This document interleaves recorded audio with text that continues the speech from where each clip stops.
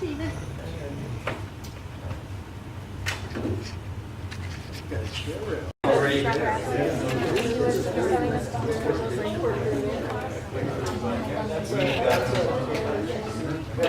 Yeah, we worked together for years.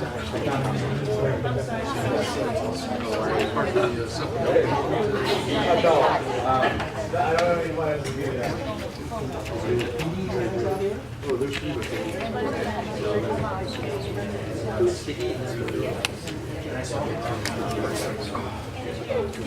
Bringing in the camera on the camera over my meeting. So did you forward that email to the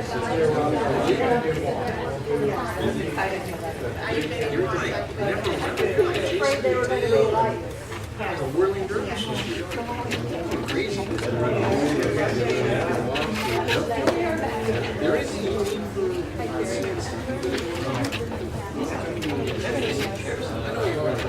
for whatever I can help you.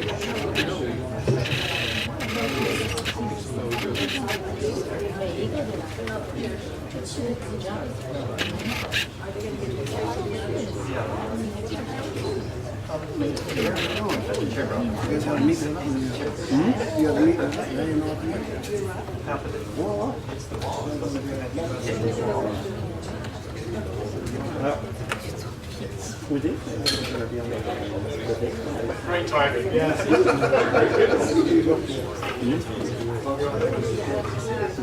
Hello, long time no see. How's it going today? I'm just looking your lady friend. You're going right there.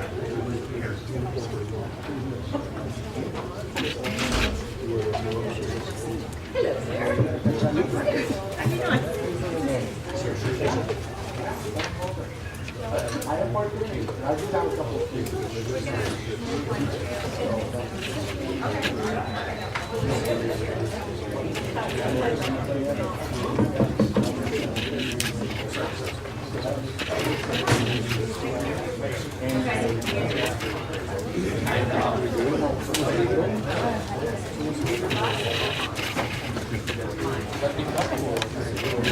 Well, that's why they got this thing this guy.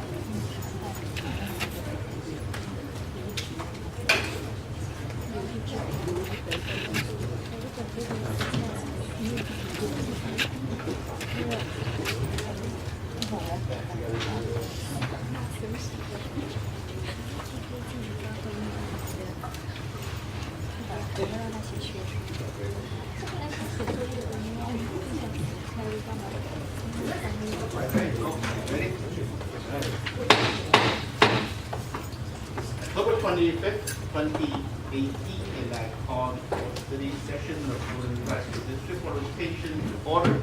It's now 4:30. Roll call, please, Stephanie. Perfect. Lynne Ebenkamp. Here. Angelina Pride. present. David Malkin. Present. Donna Friedman. Here. Harry Chen. Here. All board members are present. Thank you. Any changes or items pulled from agenda? None. So I need a motion and a second to adopt the agenda for study session Thursday, October 25th, 2018. I make a motion. I'll second. Angelina Prime, make motion, and Humphrey second. Those in favor say aye. Aye. Opposed? Motion carries. Absolutely. Member Hyde, will you please lead us? Rise for the salute. Right hand over your heart. Ready, begin.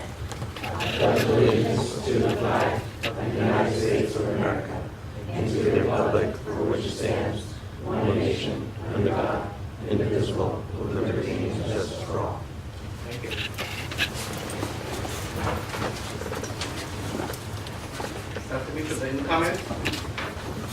Yes, there are 2 requests to speak. Do not are limited to 3 minutes unless extended further, or limited by vote of the board. A maximum of 20 minutes unless extended by the board is allocated for each subject discussed. Ordinarily, board members will not respond to the presentation, and no action can be taken. However, the board may give direction to staff following the presentation. Mr. Humphrey?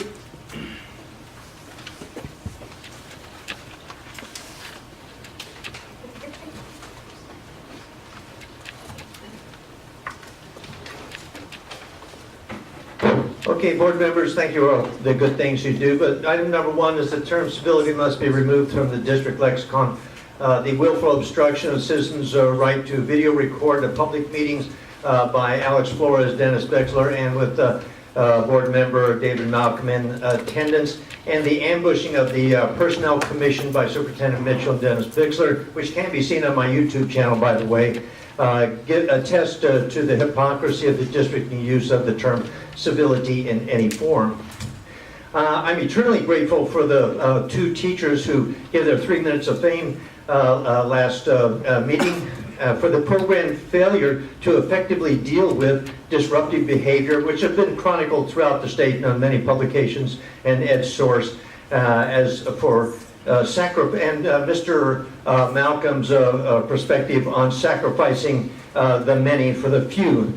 This endeavor has been chronicled as noted, and the idea that this is to be a positive approach is just ludicrous from a district that as the no toilets district, and that Mr. John Peterson of the ARE, the Teachers Union, has documented that they can't even do the math.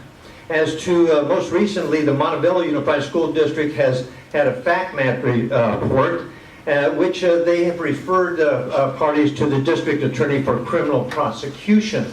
Yes, this is nothing to do until nothing will change until the guilty parties are spend some time, quality time in jail, which brings us to the Rowland Heights Unified School District 2008 FACMAT report, which Superintendent Mitchell wants to hold in great disregard, and for which I feel should allow some to have some joint quality time with those over in Montebello. Nothing will change until these persons are held responsible and allowed to pay the piper. The administration and the Bond Oversight Committee are jointly guilty for not publishing Harry Peterson's swan song as required by law, and Natalie Moreno should be required to resign immediately along with Denise Jackman. And as they say, nothing is hidden except to be revealed, nor has anything been secret but that it would come to light. And I got 20 seconds. This district fails to video record. That's why I'm doing it here. You can see it on YouTube, which is the 21st century standard for transparency, which is a buzzword for this district. Yet you go to that voice situation that they have on there, and it is an abomination. And I think that each district board member should give up a 1 month's pay, and the tech department should give up $1,000 for that abomination. Thank you. The next, Mr. Shay Lohman.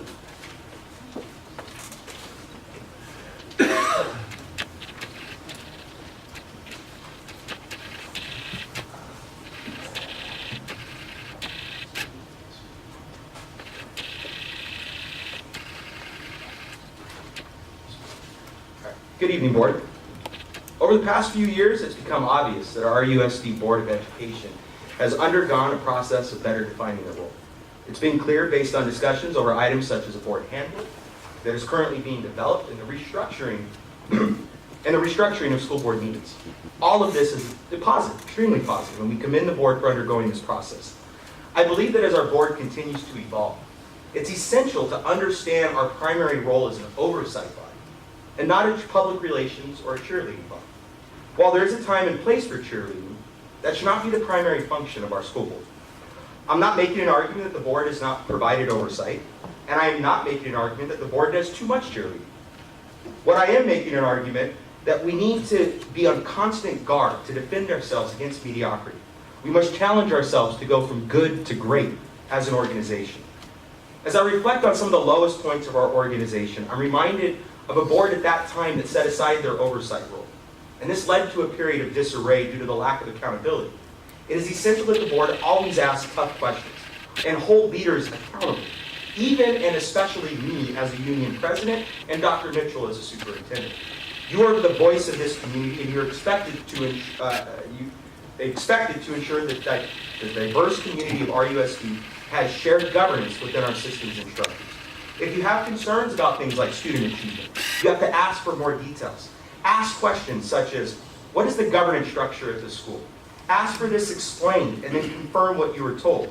Is this structure conducive to student achievement? Have teachers been implementing the instructional shifts in their classroom? And if they're not, are they supported and coached by their principals?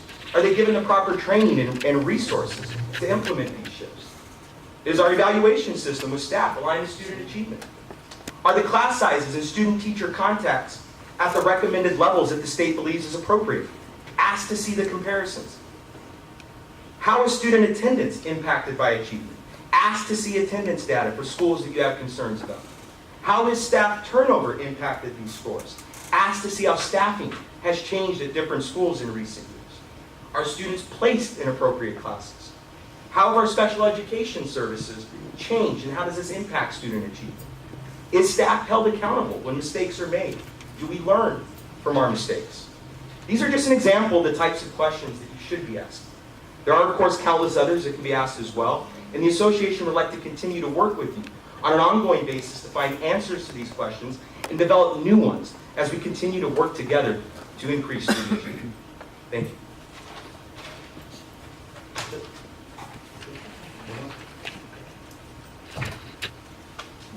So the next item, Look, I'm just going to say it. I'm sorry, I'm out of line. We have a group of students who came here today to talk. They didn't know they had to fill out a card. They didn't know that. I just learned that right. So if they don't, I mean, I just don't want to. I think, am I right? Am I wrong? I don't know you guys. If I ever talked to you, I don't know you. So I just know that I think that's why they're here. I don't want to see our students get short. That's all. Yeah, that's. I'm sorry. Yeah, that's. I'm sorry. Sorry. Thank you so much.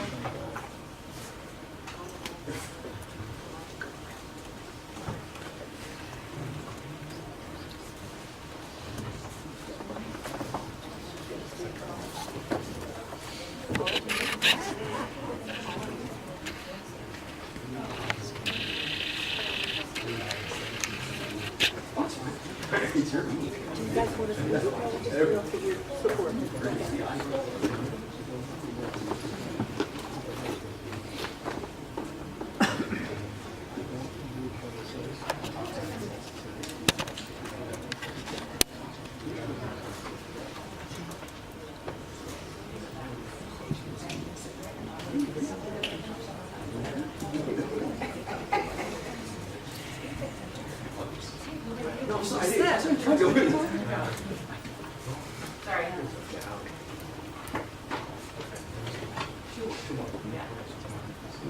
Desiree Cervantes, please. Thank you, board members, for allowing the students of Nogales High School the opportunity to speak. My name is Desiree Cervantes. I am here for a multitude of reasons, but first and foremost to advocate for myself, my peers, and future Nogales students.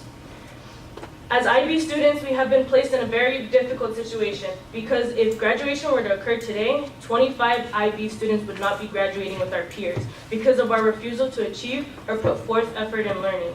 But not because of our refusal to achieve or put effort in learning, but because courses at Nogales High School have changed without the consideration of the impact on our course loads in the junior and senior year. This is a procedure failure at the administrative level at Nogales High School. This choice has undermined the educational rights of 25 IB students, IB seniors to be exact, and will continue to cause lasting damage unless a solution is achieved swiftly and purposefully. The IB team has put together a list of our grievances and admonished the board to act and protect future Nogales High School students from becoming non-grads. To begin, the current Nogales seniors have been burdened with last-minute Eventa government and econ class. And that is a case that we already know that we can't fight that anymore. But I'm here to fight for my future IB students and Nogales students as well. My sister, she is a sophomore and she's currently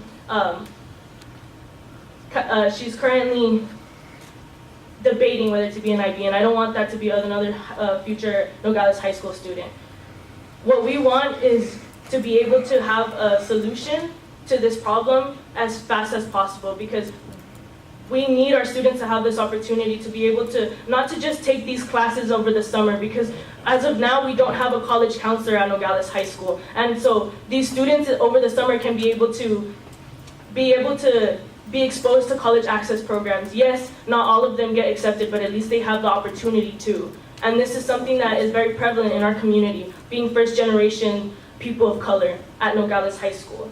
Another worry is the fact that our students are going through this caseload of CAS hours, extended essay, internal assessments, and other extracurriculars, and we just want this to be handled with. We want this to, and we want the people who are responsible for this to take accountability for this. We aren't supposed to be taking responsibility for mistakes that weren't in our control. We want to be able to have people take accountability for what they have done to us. We want our teachers to be able to focus on just teaching us, and we don't want to have to be worrying about if we're going to be graduating or not. We want to be able to challenge ourselves freely. Another concern that we have is that we want a more efficient history program at Nogales High School, especially for that. Thank you. I appreciate your time. Why don't you let her finish? Why don't you let her finish? The next one is Louise. Dr. Mitchell, would you please have staff meet with the students today who have this concern and give the board a feedback? And also, Dr. Mitchell, I know that you're working on this now, but when she mentioned the plan to do that reoccurrence, if we can get that when we have that developed. Absolutely. Excuse me, can we allow this young lady to finish the statement? Hello? Earth to Roman Unified. No, she had right to finish. We will talk with her. Thank you, Mr. You know what I'm Harrison. saying? We will I'd like talk to hear with what her. she has to say. Publicly? So, the fact that we have to take I'm finishing off for her, by the way. The fact that we have to take an events class in order to compensate for the lack of time that we have to take these classes can only be a detriment to things such as our GPA and our time, because as an IB student too, having to take an events class on top of everything else that we're taking is just an unnecessary burden that could have been handled 3 years ago when the papers or whatever was filled to go on with that. Also, the lack of a solution for current juniors who lack those classes are worse than ours, and thus this issue needs to be resolved. But what I was told by our principal was that in order to take these, or in order to fulfill ourselves with these classes, compulsory summer school classes must be taken. But how is that possible if there are other college preparation activities that are available only during the summer, those including PAYS, Boulevard, Pepperdine leadership programs, overnight stays at UCs, et cetera, et cetera. The majority of those may not be able to attend, but that's not all. They may also have obligations elsewhere in their personal lives, and to compromise that on top of the obligatory summer work given on top of car hours, CAS hours, and to not graduate over the fact that we did not have time to take these classes is ridiculous and overbearing. The punishment for genuinely preparing ourselves for college, which is the case for high school, and the sole goal, that punishment is not graduating, it just doesn't make sense. So, also, another thing I want to bring up is our almost abysmal counseling program that does not offer itself to be presented clearly as to what we're able to do for students who have experienced mental issues, mental health issues, or even, like my colleague said, being able to know how to apply for college, apply for anything. Because recently, our college advisor was taken away for no reason whatsoever, and that hasn't been compensated with. And frankly, we want to know when these things will be resolved, not just for right now, not for it to be an isolated case, but like we said, for the future of not just IB students, but also AP students who, in my opinion, have it way harder than I do, for most cases. And if we're able to get these answers, I want to know when, how, and if we're given these answers and it's still not applied with, how will we be able to hold administration accountable, and what action will be taken for them? Thank you.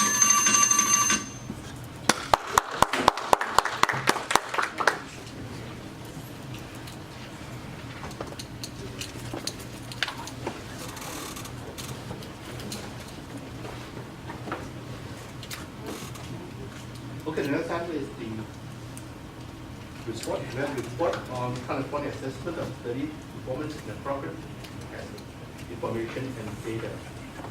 Dr. Mitchell. Thank you very much. This afternoon, as President Chen has shared, we're here to talk about the CAS, for the California Assessment information. And so we have Dr. Brian Huff, who will lead us in our conversation and discussion around our assessment scores. And then we do have our Ed Services team around the table as well that will participate and engage in the conversation with the board.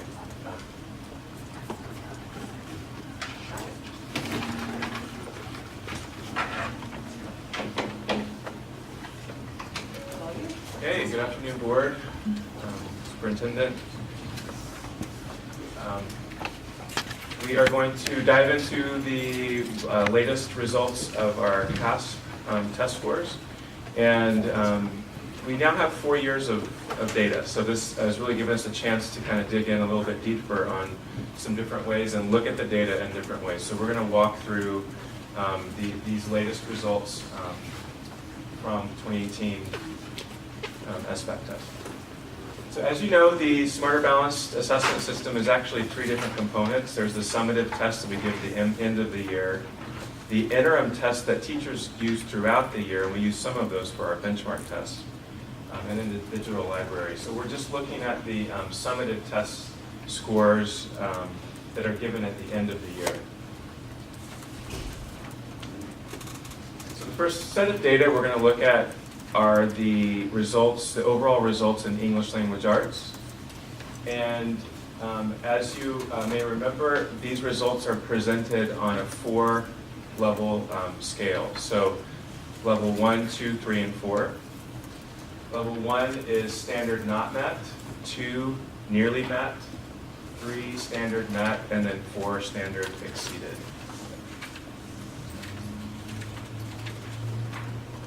So this first chart shows the overall results of Roland Unified compared to the state and the county. And each bar shows the percentage of students that either met or exceeded. So when we talk about met or exceeded, that's these top 2 levels. So level 3 and level 4.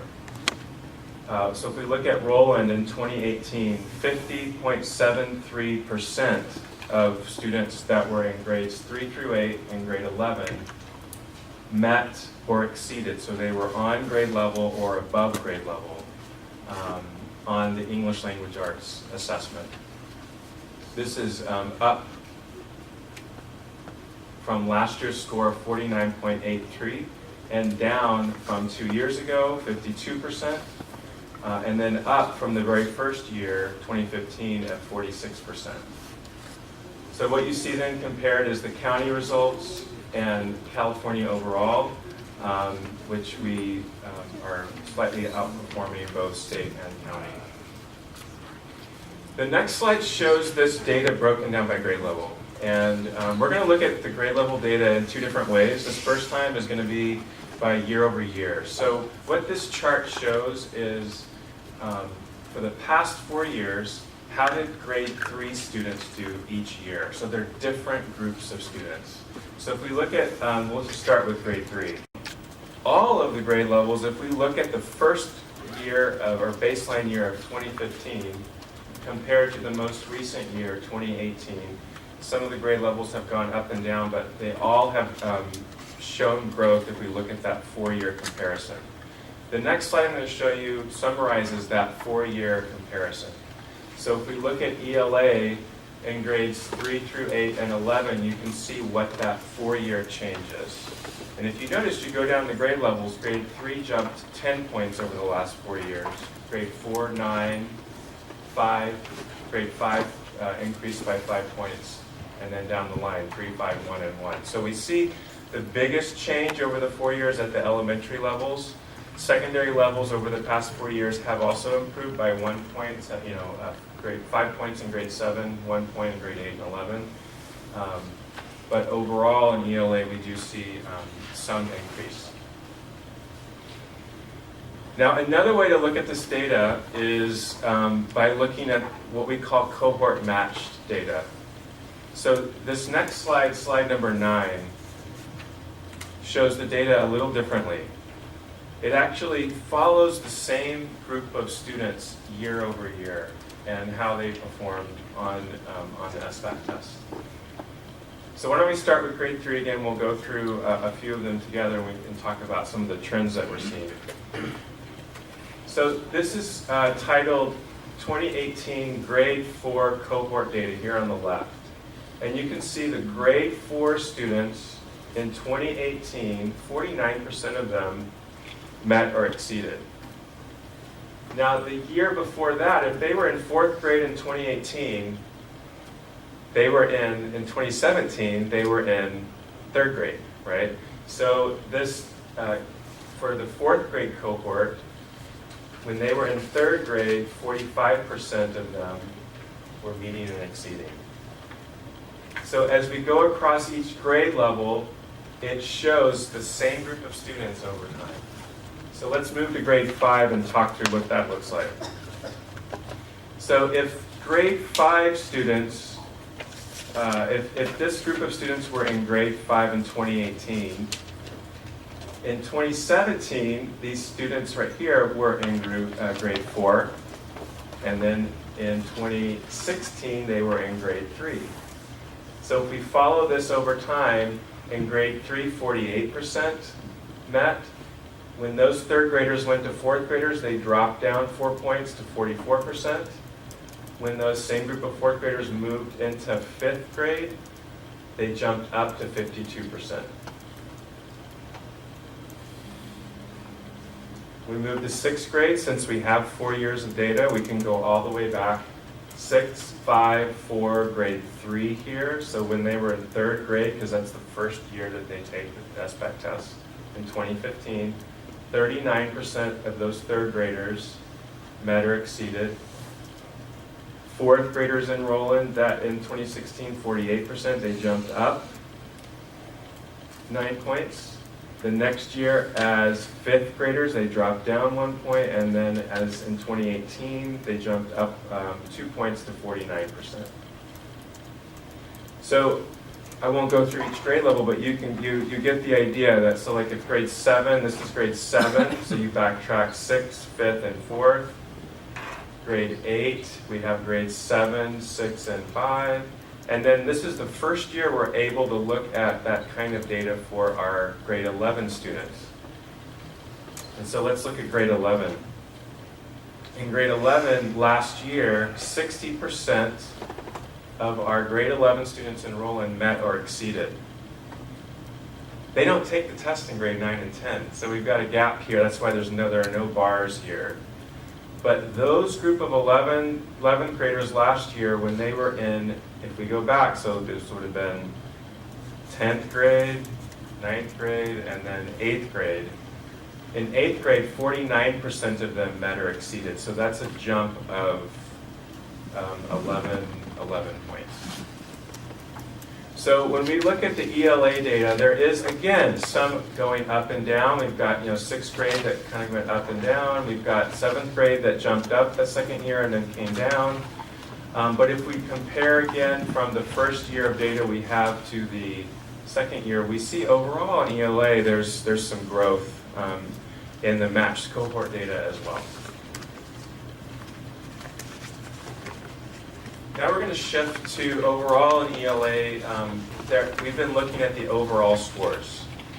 ELA also presents the results in 4 different domain areas. So reading, writing, speaking and listening, and research inquiry. These claim scores are presented a little differently. The results are presented a little differently than the overall scores. If you remember, the overall scores have 4 levels. The claim scores only have 3 levels. And that's because there are fewer items for them to create a score with, so they can't have as many performance levels. So the performance levels for, I'm going to jump to slide 12 just to remind us of what the 3 different levels are for claim scores, then we'll go back to slide 11.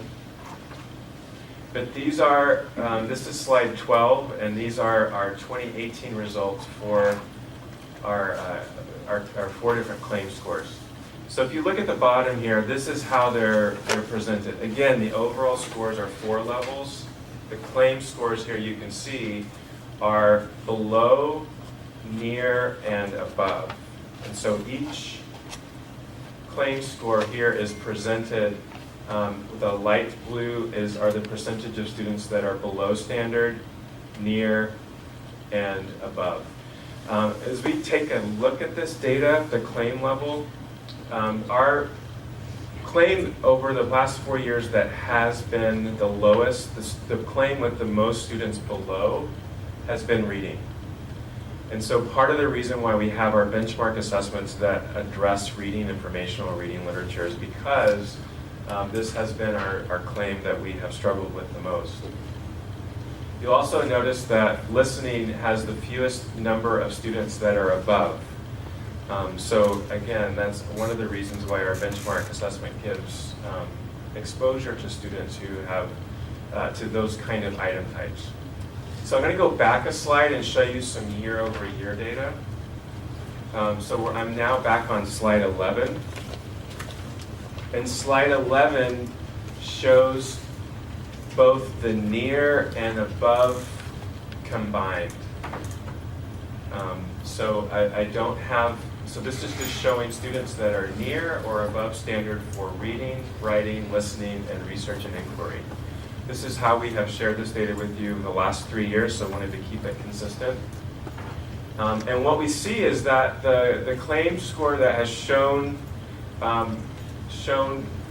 relative to the other claim scores, the most growth is the reading claim. So we went from 67% 2015 to 70% near or above in 2018. The other claims have remained relatively flat. So 72, so around 72, around 80 for listening, and 79 to 78 for research and inquiry. So I want to pause here and just ask if there are any questions about the ELA section before we move on to math.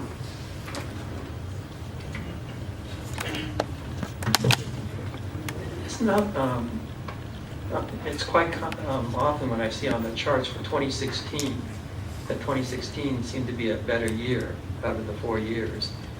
Did something happen after 2016? Or did they is it a new test? Did they recalculate the test? Or? So in 2017 there was statewide, we went down. If you remember, there was a really big delay in the results in 2017. It was like October, November, they even pushed the results out. So statewide, the results went down, also across all 13 states that give the Smarter Balance test. There was a slight decline in all of those states. So I think it's part of just when you're developing a new test and norming, there's going to be some of that happen. But yeah, so that's not, wasn't just Roland that went down that year. It was a statewide average dip, and then across the 13 states that give the SBAC. Okay, and then on chart number 9.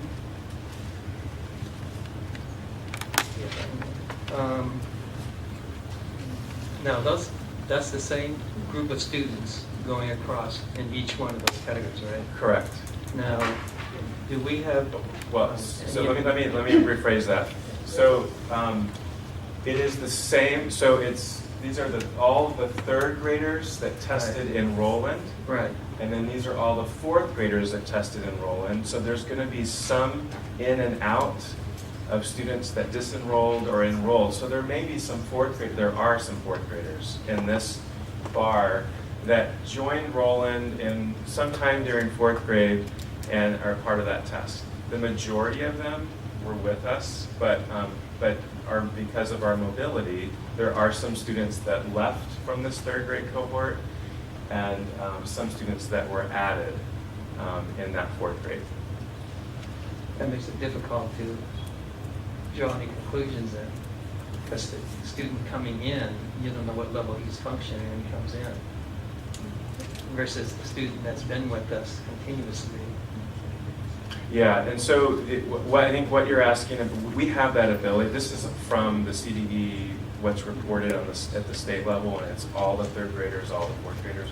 We have the ability through our systems, and teachers can, and schools have, and they have been, where you can run a true cohort match report where you can see just the students who have scores in both of these that were enrolled both of those years. I have a question.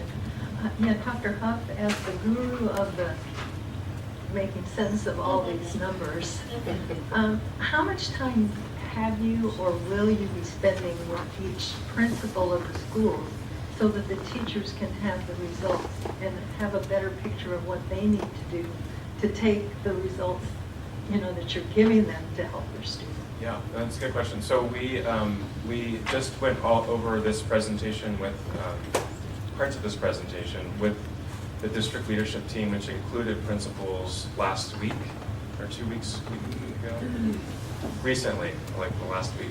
And part of their feedback was, they will be having access to this obviously, but helping provide more tailored data analysis that has this at their school level. So we are going to be working with them on that so they can take that back to their staff. It'll be specific for their school. Correct. Or for certain rooms at their school? Correct. Yeah, that was one of the requests from the principals. So we will be providing that for them.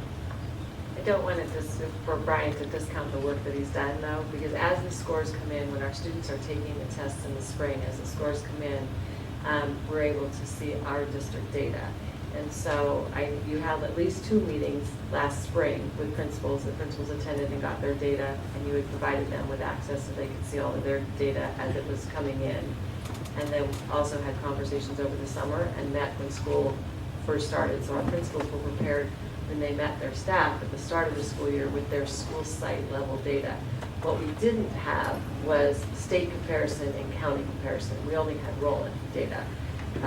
But there has been, you can't discount the time that you've spent in terms of preparing the information and sharing with principals, nor we've asked our principals to be here, and they have had an opportunity to be looking at this from late spring throughout the summer, and then as well working, disaggregating it. Most recently, as we shared some of these other ways that we now can compare the state and county, they shared a lot of different ideas, as Brian has just talked about, of what additional ways to sort the data could be helpful for them in diving deeper. And one of those is what Mr. Malkin just talked about, is a true cohort match.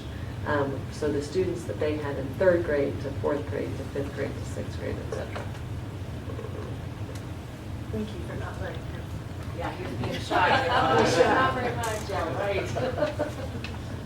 So when the principals go over with the staff, all the results and everything, what steps will be taken next for the schools that did a great job and they went up, and the schools that didn't? What are going to be the next steps to guide them to do better next time or continue to do well?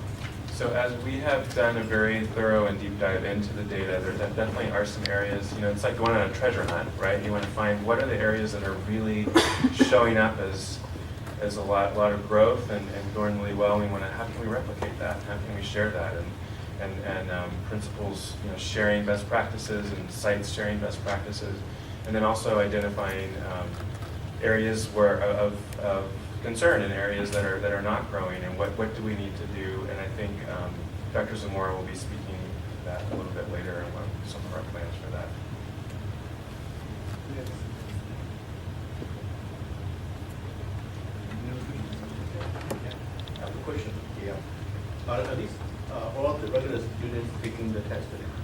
English learners or special ed students? So students that, we'll start with English learners. So English learners do take the assessment. They're not counted as part of the results unless they've been in the country for 12 months or longer. Students that are receiving special ed services, it depends on their individual education plan. So some of them take this test, which is the Smarter Balanced Assessment, and then some of them with more severe disabilities take the California Alternative Assessment, which is not represented here. Foster kids do take the test, yes. Any other questions? Okay, so moving on to math. This is the same format, so this is showing students that met or exceeded standard. And if we look at our math scores overall last year, 39.99% was a drop over the last year, a slight drop from 40.49%. We're still outperforming the state and county, but if we look at that is an area that we have dropped, and we're going to dig into that right now together. So this first slide shows, in the same way we looked at ELA data, shows year over year. So again, these are the same grade level each year. So grade 3 in 2015, grade 3 in 2016, 3 in 2017, and 3 in 2018. So if we look at grade 3 there, 44% of them met or exceeded in our baseline year, jumped up to 51 for a couple of years, and then fell down, dropped down 3 points for this 2018. Grade 4 jumped up 9 points from the baseline year and is maintained at 44% for the past 3 years. Grade 5 has seen a jump up from 28, 34, 37, and has plateaued at 37. And then you can see as we move into the upper grades, one of the trends we notice year over year is that we get in the secondary, then the year over year data tends to be going down. So we've got 42% in 7th grade, 2015. Next year's 41, then 39 and 40. So from their baseline year went down. Grade 8 jumped up their second year, but then has gone down to 40 and 36%.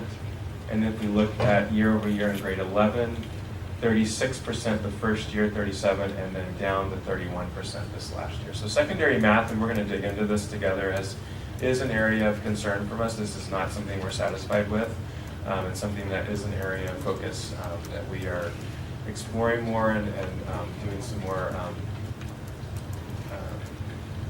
a deep dive into the data analysis.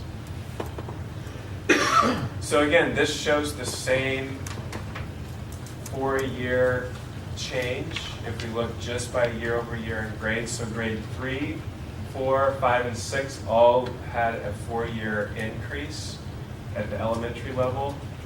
If we look at the secondary level, we had a 2-point drop in 7th grade, 4-point drop in 8th, and then a 5-point drop in grade 11. So looking at this data a little differently tells us a little bit of a different story, and this is why it's important to look at the data in both ways. If we look at our cohort data, this is our cohort data. Again, these are all the 3rd graders that tested in 2017 in math. 51% of them met or exceeded. And then the next year, all of our 4th graders enrollment, it dropped 7 points down to 44%. Similarly, in grade 5, when our grade 5 students were 4th and then 3rd graders in 2016, all of our 3rd graders in 2016, 51% of them were met or exceeded in math. The next year, all of our 4th graders enrolled in 44%, dropped 7 points, and then again dropped 6 points again to 37% meeting exceeding in grade 5. Grade 6 basically plateaued over the last 4 years. So if we look at grade 6, grade 5, grade 4, grade 3, and grade 20 in 2018, We're about 44% for a couple of years, and then in 4th grade we're 44%. Drop down in grade 5, and then jump back up in grade 6 to 43%. And then if you remember, in secondary is where the year over year had gone down. If we look at the secondary math, grade 7 and 8, as a cohort, then those groups of students, we see some increase. So grade 7 students in 2018, when they were 6th graders, 5th, and then 4th graders, 35 in 4th grade, 34 in 5th grade, 39% in 6th grade, and 40% in 7th grade. So in both 7th and 8th grade, we see a trend going up if we look at the same, follow the same group of students. Now, if you remember in ELA, if we looked at, when we looked at ELA and compared grade 8 students in 2015 to their score as 11th graders in 2018, it increased in LA. If you look at math, it's the opposite. So they've gone down, and 40% of those students met or exceeded in 8th grade.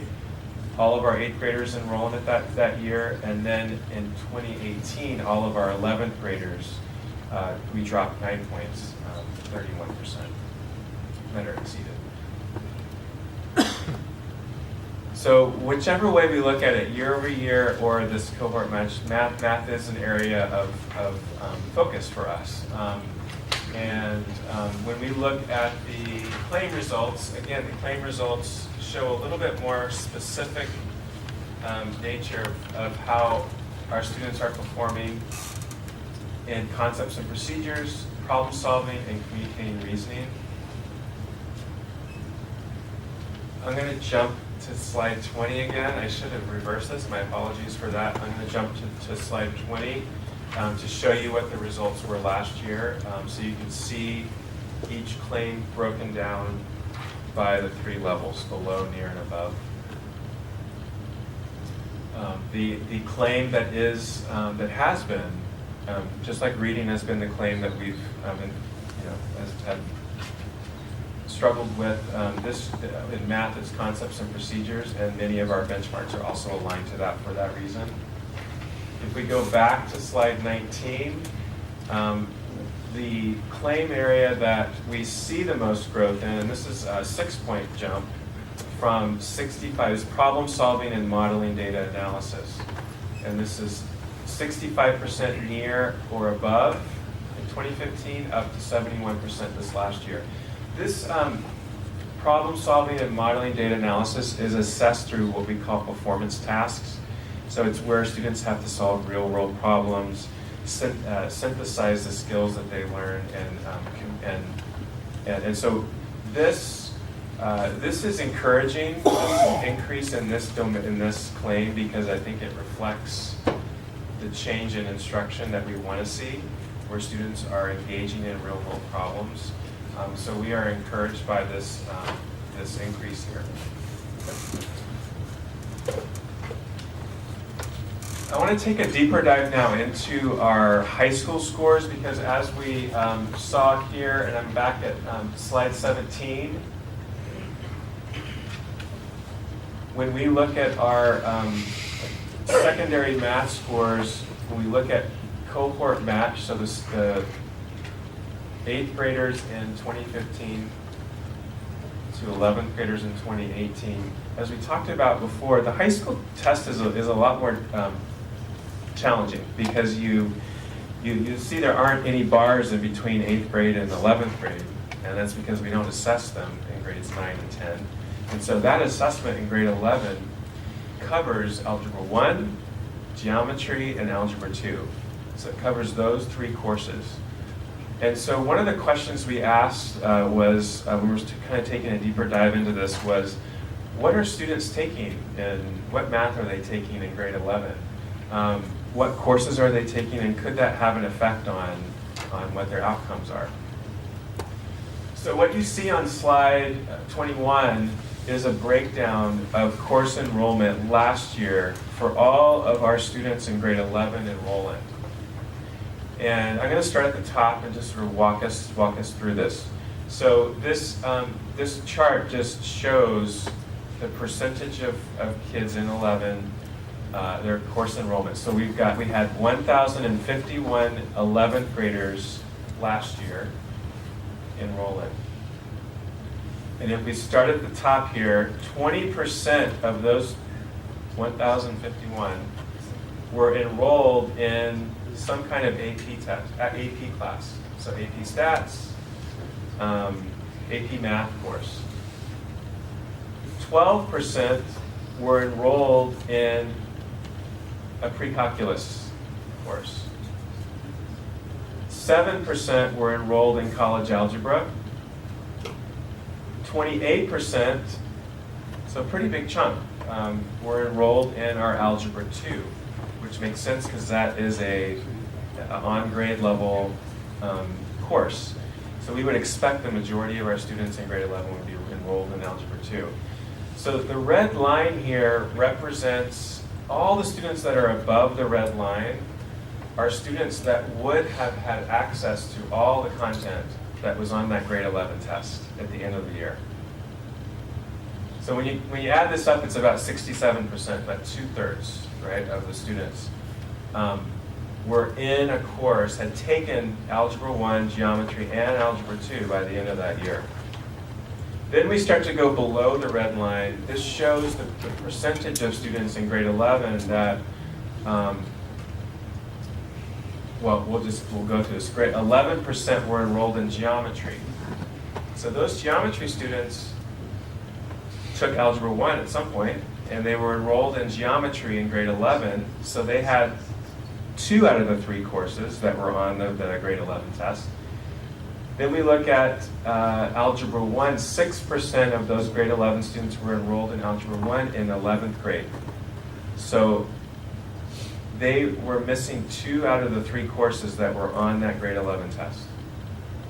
This very thin blue line, I didn't put a number on there because it was so thin, was 1%, is applied algebra geometry, and then 14% did not, were not enrolled in a math class in grade 11. That does not mean that they did not have access to Algebra 1, Geometry, Algebra 2. I haven't done that analysis yet. We're doing that to see how many of those 14% had actually had taken all 3 of those courses. Likely many of them had. Otherwise they would have been enrolled in a course that year. So the question now is then, how did all of these students that are in these courses, how did they perform on the grade 11 test? So we break that down by course. How did they perform? So what this chart shows is, how did students in AP in grade 11 perform? How did pre-calculus students do, college algebra, and on down the line? So let's start over here on the right.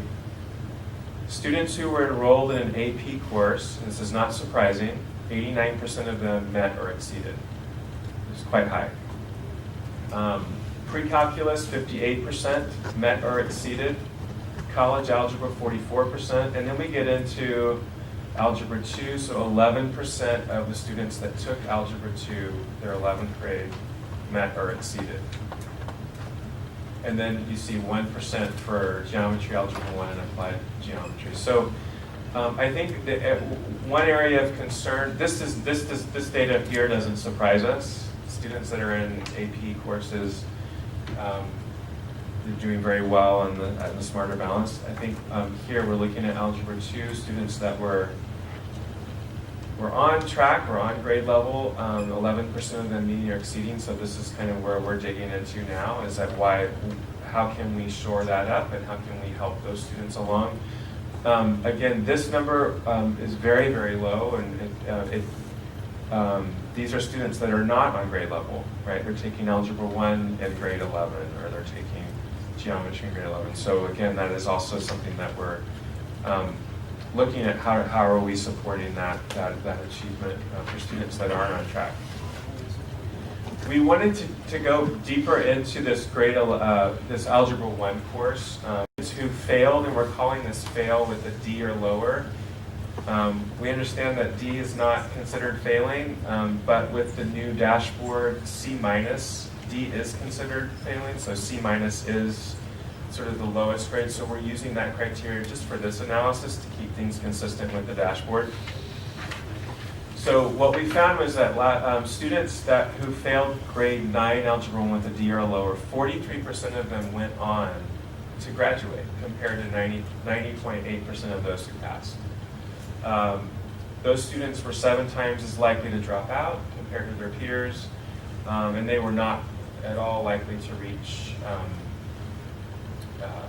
meeting or exceeding on grade level, SBAC grade 11 test. This is not surprising either. Students who don't pass Algebra 1 by grade 9, it's not a revolutionary finding, but it does help us drill down into what are some of the, where can we identify some of students that we can catch them early and help them get back on track to graduating, to succeeding on achievement, being college and career ready. So we have identified this Algebra 1.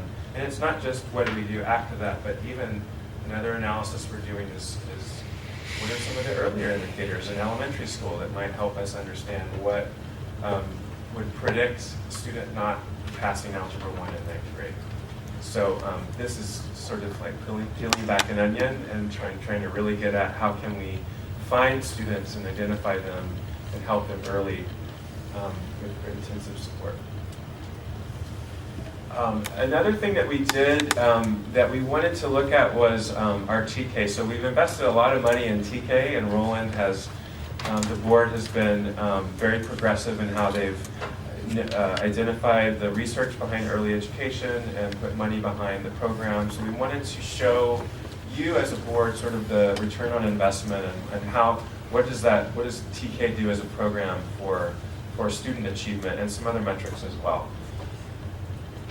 So what this slide shows, it shows the grade 3 students, so 3rd graders last year, and I apologize, I don't have that written up here, but this should say 3rd grade students here. And we took the 3rd graders last year and we divided them into 2 groups. Students who had taken TK 4 years earlier and students that had not taken TK. And we looked at how did they score on the SBAC? Was there a difference in their score? So in other words, the question was, does TK have an impact on Smarter Balance? And so what you see on the light blue columns is the average score for students that were enrolled in TK when they were that age, so 4 years prior. The dark blue shows the average score of students that were not in TK.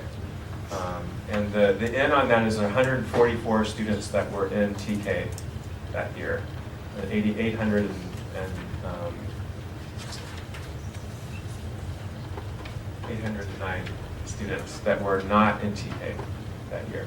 And so the red line shows the cut point for grade levels. So this range here on the left is the full range of SBAC scale score for grade 3. This cut point right here shows what's the level 3. So we talk about meeting, exceeding. The red line shows what is a meeting, what score do they need to meet to be on grade level. So this is the ELA red line, and then the math red line is a little bit higher when they drew up the cut point. So what does this tell us? It's a lot of talking just to kind of get down to what are you trying to say, Brian? I'm trying to say that TK has a positive impact on student achievement. Okay, so we see that the average scale score of TK is above grade level cut point. The average that were not in TK were below, and same thing for math. Now, one of the questions we said, well, is that because maybe the groups were different and perhaps the demographics were different? Maybe there were more free and reduced lunch students, and in the non-TK, perhaps the number of foster students was different. Students, demographics we know are typically underserved and perform lower. And so this, I won't go into the weeds on this, but basically what this shows is that both TK and non-TK students that had in TK and students that had not been in TK were pretty much demographically very similar. So by ethnic breakdown, they were very similar.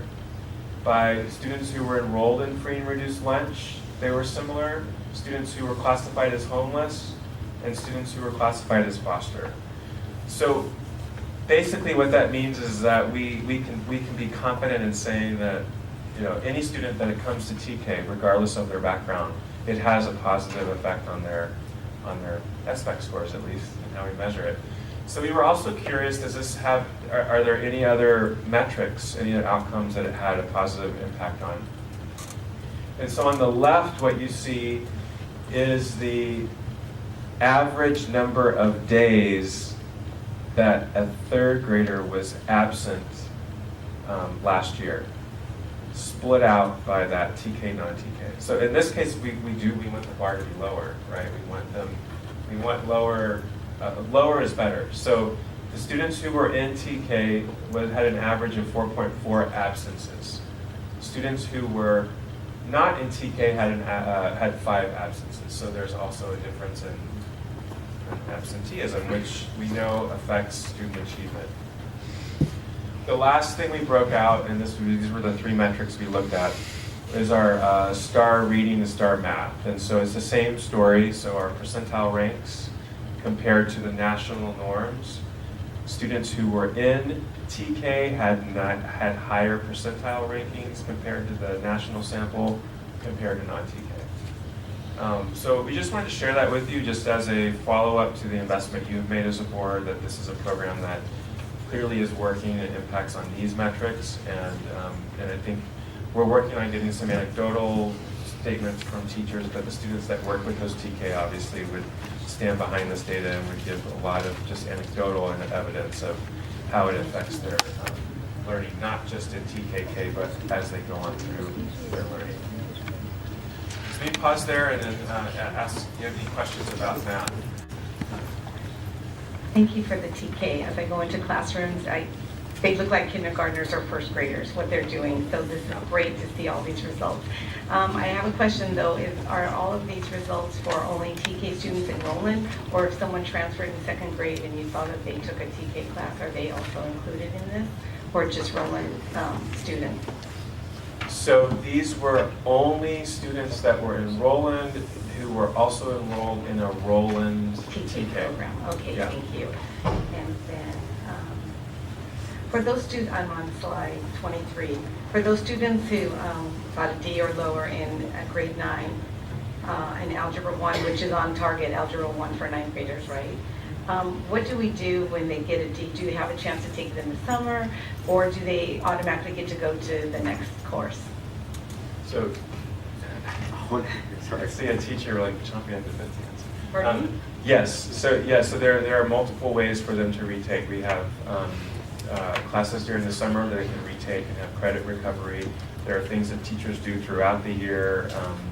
There are intervention classes that provide support for those students. So each school provides different opportunities for students to catch up and make up those credits. And do they follow through if they decide not to go to summer school? Will they be enrolled in that class again? Or will they have to just go on and get lower grades? Yeah, they would repeat, they continue to take the class until they would pass it. A D would be able to retake the test, or retake the course, or have to go to the next. So a D is a passing, so they would go on to the next. But for this analysis, we were looking at kids that were just C- and above. Okay. And the counselors are in charge of making sure that the kids do take the summer if they need to. So yes, they are their point people. It is a school-wide effort, but yes, the counselors are charged with that. It's so difficult with the results when you showed us how many kids do not even take a math class, because even if they did, they hadn't taken it for like the 2 years or whatever, the scores are going to be low. They didn't have the practice. And in 11th grade, they're supposed to be taking Algebra 2 on target. So the ones that didn't have geometry or Algebra 1 yet do they get any information on Algebra 2 to be prepared for the test, or because they're at a lower level, they don't get any preparation on Algebra 2 information? Yes, I'm actually going to defer. I don't want to answer that full. So students do not have any formal instruction in Algebra 2. When you look at the math standards and the ability in terms of the spiraling of concepts, there are concepts that are touched upon, but I think your question was, do students have the full content of Algebra 2? And the answer is no, if they're not enrolled in that course. And what is the basis of the test in 11th grade for math? Is it primarily Algebra 2 and Geometry and Algebra 1, all three? It's all three. It is adaptive, so if the student continues to score incorrectly on an item, the content will go lower with each item, but they're scored on the basis of the full Algebra 1 Geometry and Algebra 2 content. And in the 11th grade classes, sorry, I'm almost done, do they review 9th and 10th? Which should have gotten in Algebra 1 and Geometry. Do they review that in the 11th grade? It's spiraled, yes. Spiraled, so it's not, yeah. And just lastly, on number 19, page 19, problem solving, outstanding. That's usually one of the hardest things. Students have to read and figure out what to do, and that's really great that our students did great. Okay, thank you.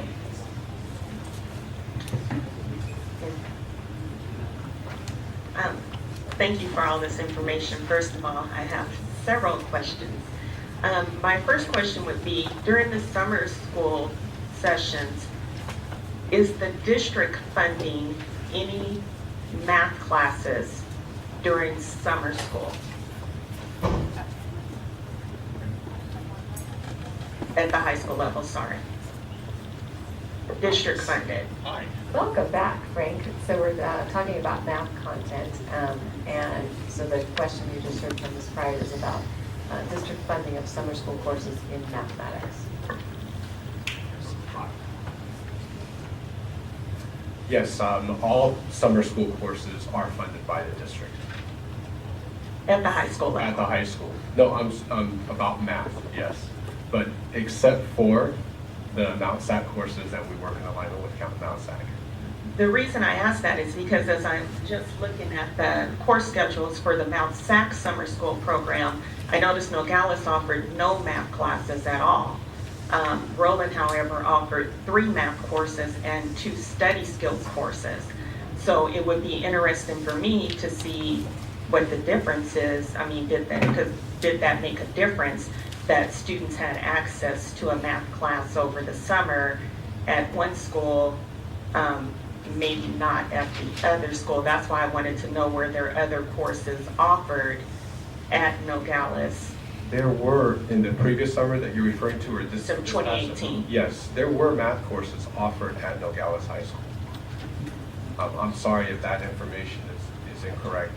I'm just looking at the Mount SAC ones, not the district. That's why I asked if there were district-funded classes that were offered that maybe I wasn't aware of.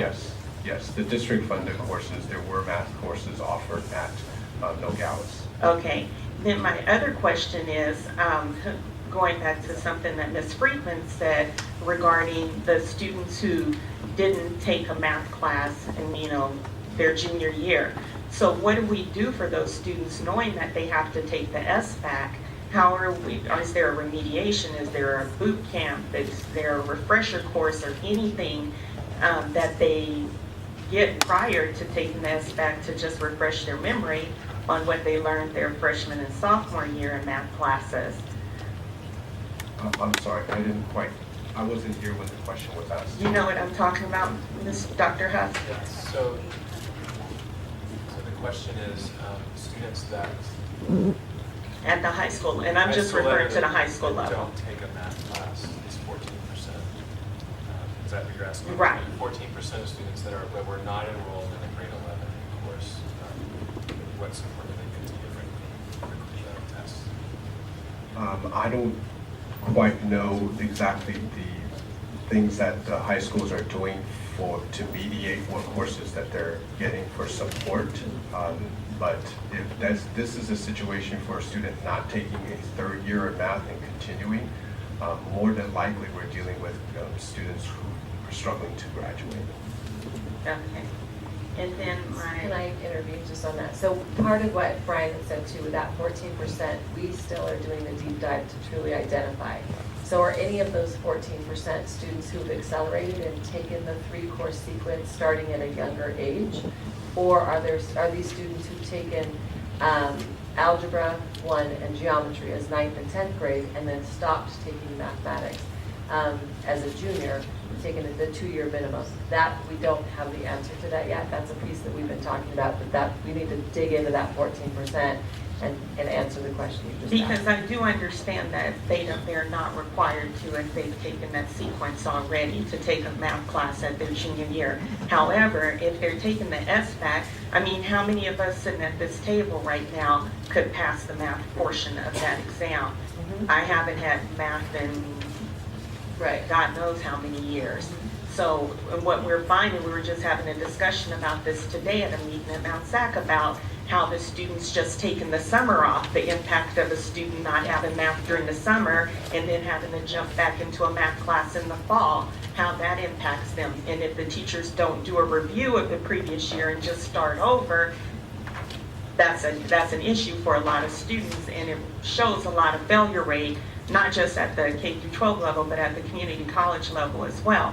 So that's a concern as to what are we doing to make sure that that happens, and that's why I asked the question about what's being offered during the summer. I know we can't force kids to take a math class during the summer, but there's other options. Maybe there's a boot camp 2 weeks prior to school starting again, just to say, hey, if you're struggling in math, come to this boot camp for a few days to just brush up on it, refresh your memory, so that they can be back on track and be prepared for the courses that they're going to take the following year. My other thing is, and this is something that you guys know I'm very, very passionate about, is parental involvement. What are we doing to help the parents to be able to help their kids? If you look at slide number 23, I look at that chalkboard, that whiteboard, and it puts the fear of God in me. Because if my kid came home with that, I would not know what to do with them. I wouldn't. And then when you look at the demographics for our district, how many of the parents that we serve can hire a tutor to send their kids to Kumon? They don't have the resources to do that. So if my kid's sitting at the table and looking at this and saying, I need help, Mom, I need help, Dad, what are we doing? Is there something that we can be doing to support parents who maybe, like the students we just talked about, they were maybe good at math in high school, but with all of this new stuff and not utilizing it, we don't add letters when we go to the grocery store. Maybe they just need a refresher, and then maybe they would be able to support their children in doing their homework. And this is at all grade levels. But I know that's a major problem if they can't get help with their homework. And if the tutoring resources and support systems aren't available when they need them or how they need them. And I know that we always say that there's some support systems at school after school. Well, a lot of our kids, again, going back to the demographics of our district, they can't stay after school for tutoring because maybe they have to go home to watch a younger sibling while Mom and Dad goes to work. So what are we doing to support those students and increase the test scores in that way and help them to be more successful? I think I have one more question, then I'll get off my soapbox. Let's see.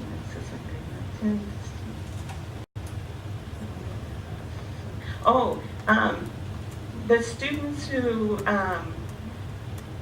that you talked about who were at the lower levels, I know that you said that some of them maybe because of the classes that they took in middle school were lower levels, so when they came into high school, they're still like a little bit behind as far as like a lot of them don't take geometry at the middle school level because they're not ready, so they have to take that at high school. Did we look at like how many of the kids failed in retaking Algebra 1 maybe? Because that's why, I don't know what slide number that was, the one that showed the percentages on the one bar. Yeah, that one.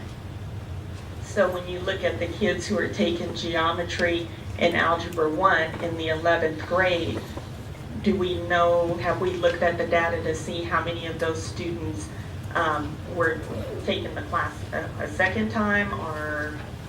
We have not done that, but that's a good next step for us to do. I think that's all I have for now. If I think of anything else, I'll come back. I have a couple of questions.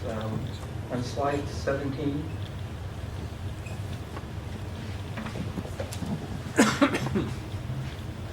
where you said we don't test them for those 2 years. I remember, I think it was last year that we disapproved new math books for grade 11. I believe it was grade 11.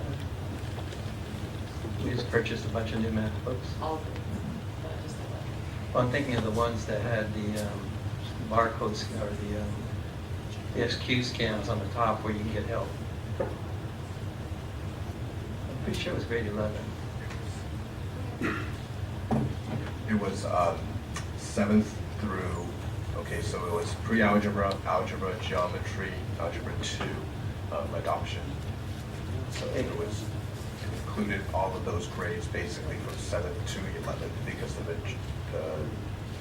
the course sequence goes up to algebra 2 for 11th grade. Now, is there any way you can correlate the new books that we just purchased with the scores? I realize there's other factors in teaching and demographics and everything else, but making sure we bought the right textbooks, basically. I'm not quite understanding Well, we purchased all new textbooks because we thought the old ones weren't meeting or challenging the students. So now that we purchased the new textbooks, I would hope that we would see higher scores. Oh, I see. We believe so. The new textbooks are for the Common Core State Standards. The new textbooks were adopted through an extensive search by a committee who did piloting for 2 book series, but also oversaw the review of several books and companies. So we believe these books are meant to align a lot better to the Common Core State Standards. But the scores don't reflect that. I think there's a variety of things that we definitely need to look at in regards to how we can improve those test scores. And then also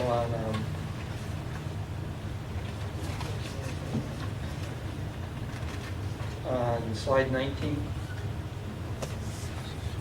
I don't know, just from common sense, you would think that you would have to have a knowledge of concepts and reasoning in order to do the problem solving.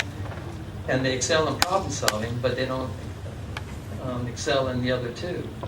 But you think you'd need those other 2 in order to do the problem solving. To me anyways, it seems that way. That they're skipping right to problem solving and bypassing concepts and reasoning.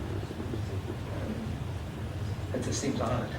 Yeah, they're definitely connected, but the performance test actually that's given, the content is actually a grade level below when they're asked to do this because they're testing for problem solving, they're testing for communicating. So like a 6th grade performance test will include standards from 5th grade because they're not testing the content on the performance test. They're testing their ability to synthesize and apply and communicate and use solvable problems. So it is both of them, but when they're assessing those problem-solving skills, they're assessing just those skills and not tied to the other ones. And then well, page 25 is not a table number. Everything right down. Yeah, that one. Going along with Ms. Pride was saying, the one thing that doesn't measure is expectation at home and the socioeconomics of the individual. Ms. Pride was saying whether a student has to take care of an older student or a younger brother or whatever, that's not being reflected on this. And I would hope that when we do our annual survey, when we do our Rolling Unified School District survey, that we would try to put some questions in there as to expectations of parents of their children. Do they expect them to go to college? Do they expect them to take, advanced placement, courses, and see what, the expectations are? So a lot of times expectations determine the success of the student more so than their ethnicity and whether they're homeless or foster or whatever.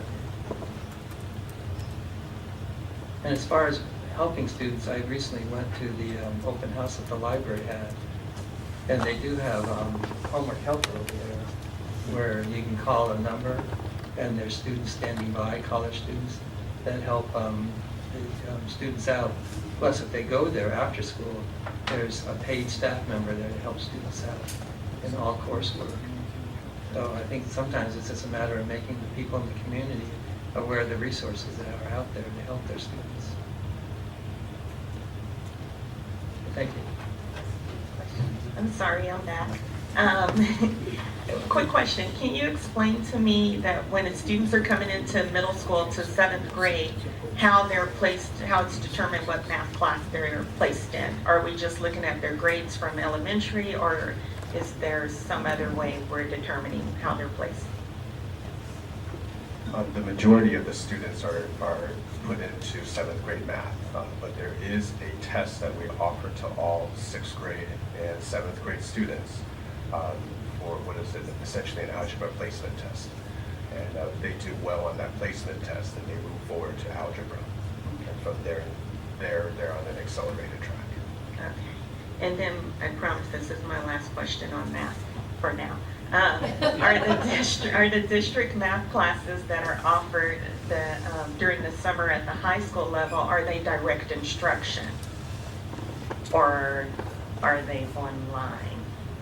Oh no, they're some of them are using different techniques. I'm going to say, for example, one of the high schools were trying different techniques that involve much more collaborative group structures. But if you're saying if it's face-to-face time, yes, the majority of the classes that are offered during the summer are for direct instruction with teacher-student presence in the classroom. So does that mean that if they're doing what you said it's collaborative? Yeah. So is everybody working at a different pace, or is it, when I think direct instruction, I think, okay, it's turn to page 5, we're all on page 5, and the teacher's at the whiteboard or whatever, and we're going through everything together. So when maybe we can set a common understanding, for me at least. For direct instruction, it would be much more teacher-centric in regards to teacher talking. That is a model that is used. Another model that is used is collaborative group structures as a strategy to ensure more students are talking, so they're talking about math more. But in regards to if there is a teacher who facilitates the math discussion in the classroom, that is always going to be the case. And they're all working, though, pretty much on the same task at the same time. Yeah. Okay, that's what I like to know. Thank you. Oh. I'm on slide 15. When you see where the kids are taking tests grade 3, clear up through grade 8, and then all of a sudden there's a 3-year gap. And that's where we're seeing the problem. Why in the world would there be one more test when kids are leaving middle school, going into high school, which is a different level of, I know it's not you, it's the state, but it seems to me there should be a test at maybe grade either 9 or 10. Part of the rationale for that is the political context that these tests were created in. It was on the heels of No Child Left Behind, when there was, the public sentiment was we're over testing. And so the idea was, how can we streamline testing? They removed grade 2. They also removed grade 9 and 10 and combined that into an end of high school test to streamline. Locally at the district level, we do monitor students in grade 9 and grade 10 throughout both of those grade levels, using our own assessments in Algebra 1 and Geometry in Algebra 2. But that's some of the rationale for why there isn't a grade 9 and 10 test. Seems to be a gap there. And we don't hear the results, I don't think, of our own district testing, because So there's not a gap in instruction, but there is a gap in state-required assessment. My other question is, I remember a few years back, we were haggling with when to give Algebra 1. Eighth grade algebra was expected in 8th grade, and then with the adoption of the Common Core standards, algebra moved to 9th grade. Is that what you're referring to? Yes, but there was opposition to making that change within our district, and I was wondering if making that change made a difference to our kids and how they're performing. So our students still have the opportunity to accelerate, as Frank had shared, to be able to. So we have students who have the ability to take algebra at an earlier age if they have through exams and so forth are able to show that they are prepared for that course content. And so we do have a number of students that still take algebra prior to the 9th grade. The 9th grade is the on-grade level math course. And just to go on the tails of what Mrs. Pride said, trying to get parents involved, not always just because they don't know how to help their kids, but try to get them interested in helping their kids. That to me is the biggest problem. We have some parents that will just drive their kids nuts with schoolwork and this and that, study and go here, go there. But then you have some that it's just not as important to them. And those kids, we need to do what we can to get those people interested in helping their kids and see what the payoff is. I have a question on the math teachers. For lower graders, say teaching language art in the math one.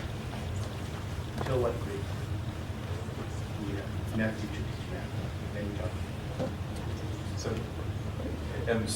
the single subject teachers start in grade 7, but we do have some elementary schools that core. How about 6th grade? There are some sites that have teachers that focus on teaching math for the whole grade team. They rotate around, but district-wide it starts in grade 7. I think Mike can explain how to see the chart. Math is different from language art. Math, some for the lower grade, first, second grade math, I think most people can teach, but up to 5th or 6th grade, and maybe some teacher himself are confusing sometimes the methods, the level. So,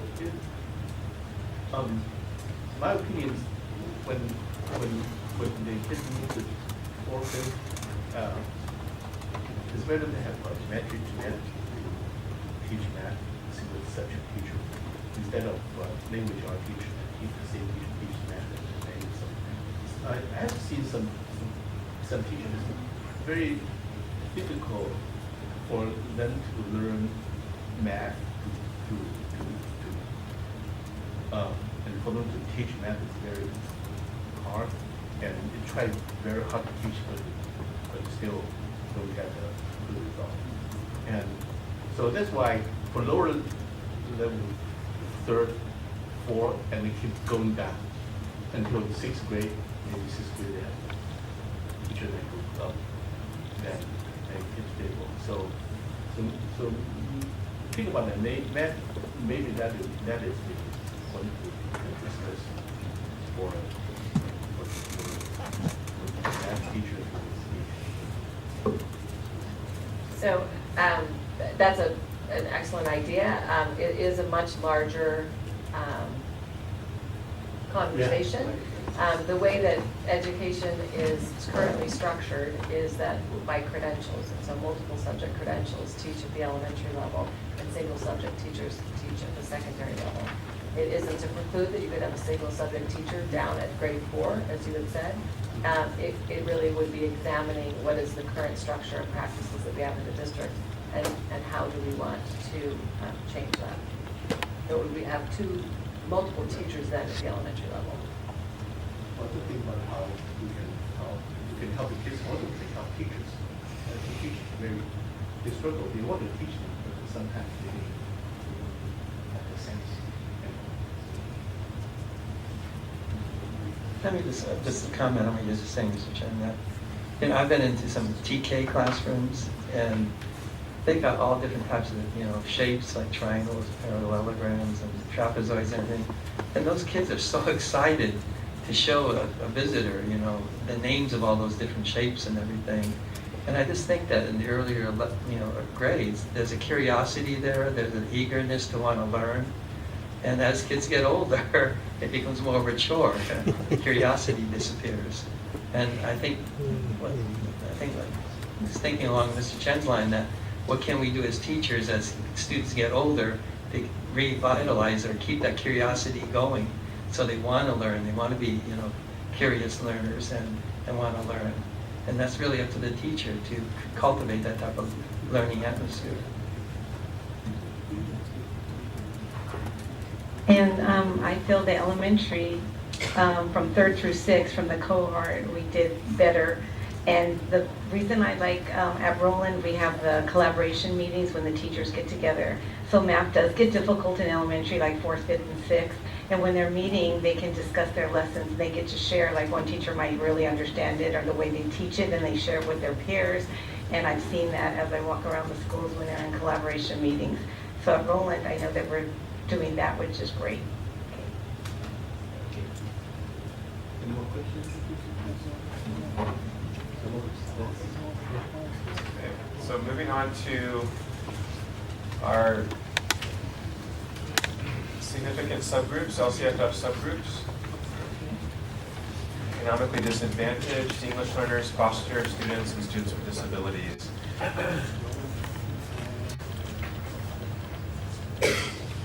These first two slides are showing the percentage of students in Roland who are economically disadvantaged, which is defined by students on free and reduced lunch, or students who do not have a high school diploma. 44% of them met or exceeded, compared to 40 and 38% at the state and county level. So students that are lower income in Roland are outperforming their peers at the state and county level in both ELA and mathematics. So in mathematics, it's 33% of them met or exceeded. Moving on to slide 30. This shows our English learners that on the far right that were in the U.S. more than 12 months compared to the county and the state. So in Roland, 11% of English learners in 2018 met or exceeded, which is an increase over the past few years.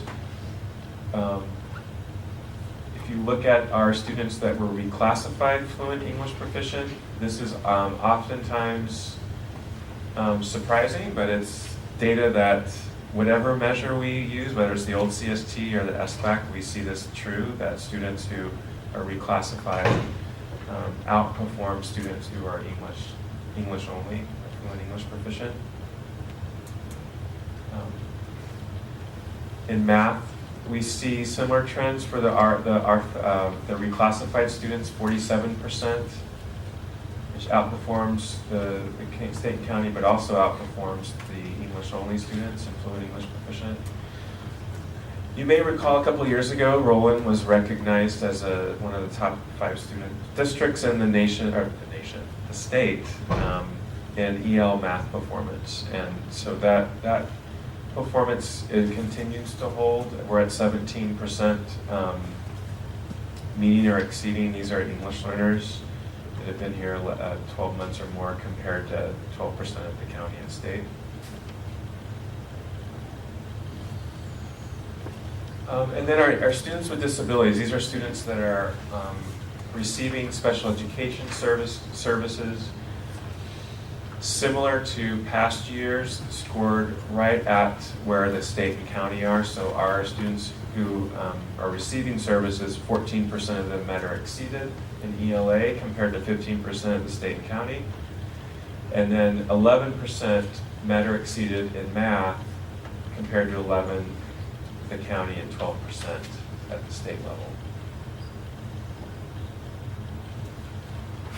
When we look at our foster youth, which is a relatively new group of students that the state has begun to monitor,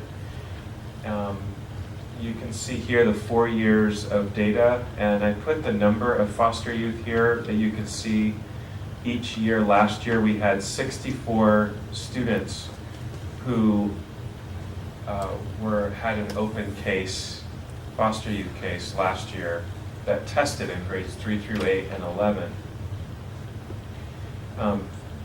30% of them met or exceeded, which is significantly lower than the district average. We have known this.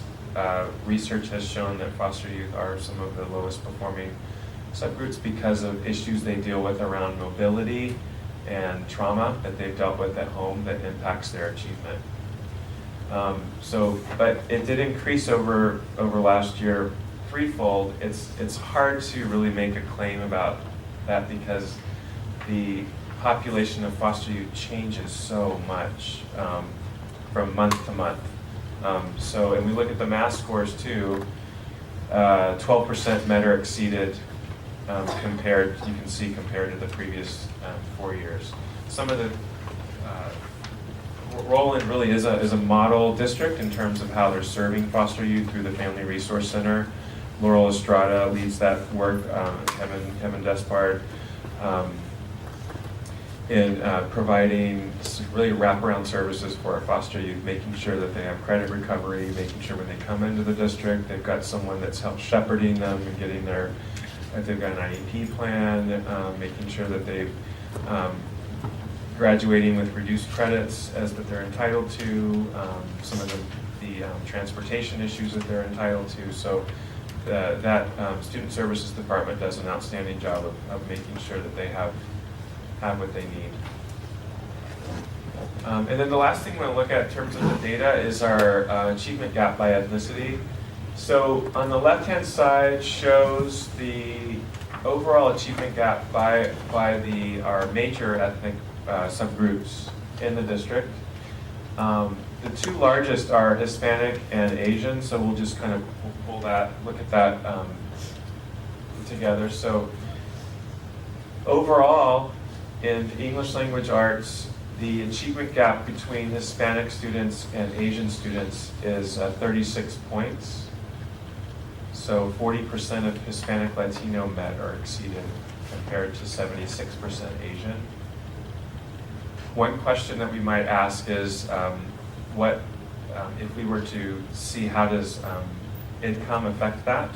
So if we just look at the Hispanic students and the Asian students that were also economically disadvantaged, does that sort of narrow the gap a little bit?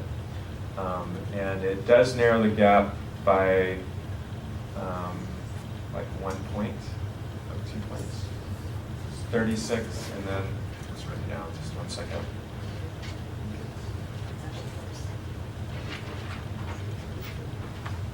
Points. Okay, so when we consider economically disadvantaged students, that gap does narrow by 2 points. When we look at the past, just 2 years ago, this gap between Hispanic and Asian in ELA has closed by 10 points. So this year it was 36 points. A couple years ago it was 46-point gap. So that is encouraging to see that gap has started to close in ELA. We look at the same data for math, and 51-point difference between the Hispanic and Asian student here. And when we control for economic background, that gap closes by just 1 point, so 50-point gap, so not significant change. When we look historically, the last couple of years, this gap has actually gotten a little wider in math, so has increased by about 3 points in math between Hispanic and Asian. Any questions about subgroups?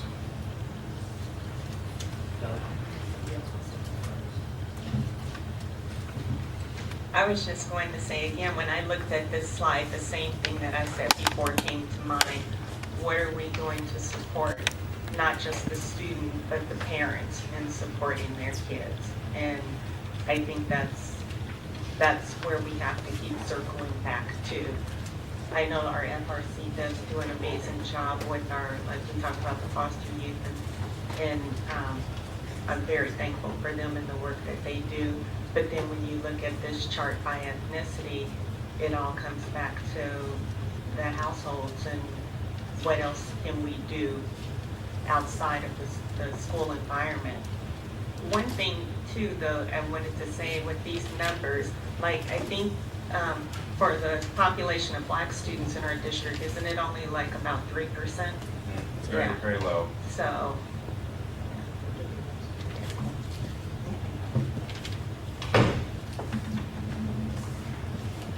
Along with what Angie said, next year possibly we could have the percent of population. Sure. So we know, like you said, Hispanic and Asian were our biggest, well, we can see the number of percent. Sure. That would just be a suggestion. On slide 31, you have said 17. We went up, which is great. But last year, do you know what we had last year? Because you said it stayed about. Yes, I do know what we had last year. I was just thinking about comparing it. But that's really good, I think. This is for English learners? Uh-huh. Oh, okay. Could have been in more than 12 months. Yeah.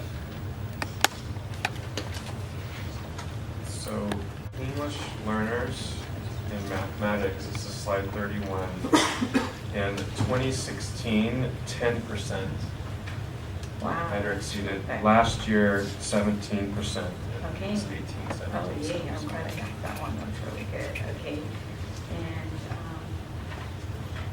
you said we improved on, sorry, the slide 30. And we were at 11. So that one also is just the one before. Right, so in 2016, 6%. So we went up 5. Okay. Yeah. Thank you. And on slide 34, you said the lowest, but we increased. And then when you said changes month to month for the foster youth, do you mean like people in and out of the district, and they're counted in this also? So we don't even know if they were in school like the last month when they transferred over to us. They were here when the testing happened. Right, but they could have like missed a couple months of school and then came to us. The average, I think, is 3 changes a year. Foster youth changes schools about 3 times a year. Okay, and that's it. Okay, thank you very much. I just want to touch on what Ms. Ebenkamp said earlier and regarding the family involvement. And I'm thinking about the students that spoke at the beginning of the meeting, and they emphasized the need for counselors and the need for mental health, counselors. And I think, not only do we have to involve the parents, but we need to have the support for the students within the school with counselors. And I know we have been increasing that, but I think it's one area that we really need to look at, because these kids today, especially in high school, are undergoing, a lot of mental health issues that aren't being addressed in the community, and yet they're trying to cope in school and cope at home and take standardized testing. And I really think that, we need to put more emphasis on not counselors to get them into college, but counselors to help them get through high school.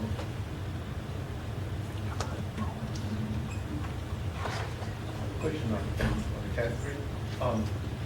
There's another group, I believe also is homeless kids.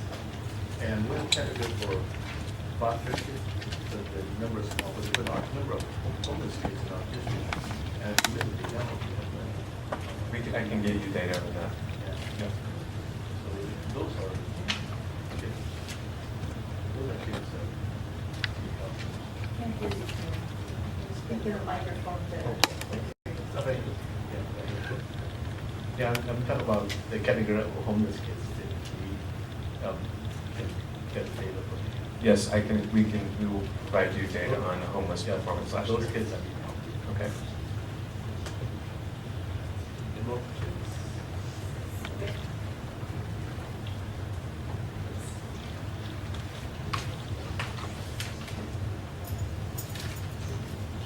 So the next slides will talk about some of the work in the district that supports student achievement and our core mission, and then some of our next steps.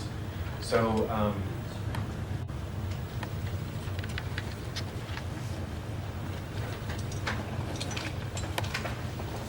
know and believe that teachers are the most important factor in the success of a student's achievement.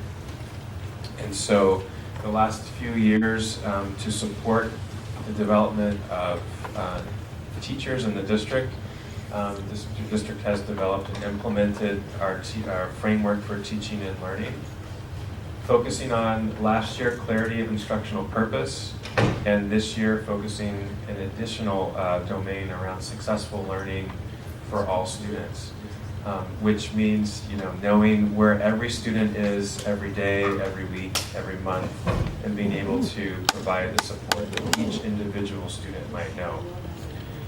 Tied to that second focus area is the implementation this year around data talks. And the district has done a lot of work to provide the structure and time for teachers to collaborate around looking at the data, student work, not just test scores, but also student work that students are bringing, looking at individual student interest in developing lesson plans that are relevant for the students that are in their classroom. So it's not just teachers sitting in their room by themselves, but they have the opportunity, and they do on a monthly basis meet with their grade level team and course content team to look at that data, and principals are leading that work at their sites.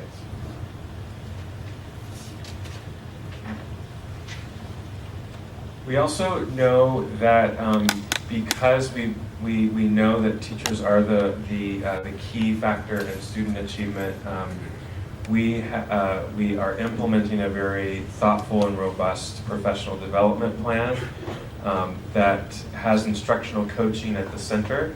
So we are in our second year implementing focus areas around mathematical practices, reading workshop, writing workshop, inquiry, and then lesson design at the secondary level. And it includes some pupil-free days where teachers are getting direct instruction and training, but the core, the most effective part of the professional development in Roland over the last year and a half, the last few years, and then going in the future, is the support that the instructional coaches play in helping implement what they learn. So the instructional coaches go into the classrooms, they co-plan with the teachers, they co-teach, they model lessons, what does it look like? And so they have really come alongside the teachers, and you see the changes in instruction over the last year. So we're in year 2 now of this, and we already see the impact of that change in instruction in the classroom. As you know, we're also now, all schools are fully implementing PBIS, Positive Behavioral Intervention and Supports, which recognizes that we want to explicitly teach the behaviors that we want students to do in school, and systems that will recognize when they are doing that, and also systems that will support students that are not following those expected behaviors.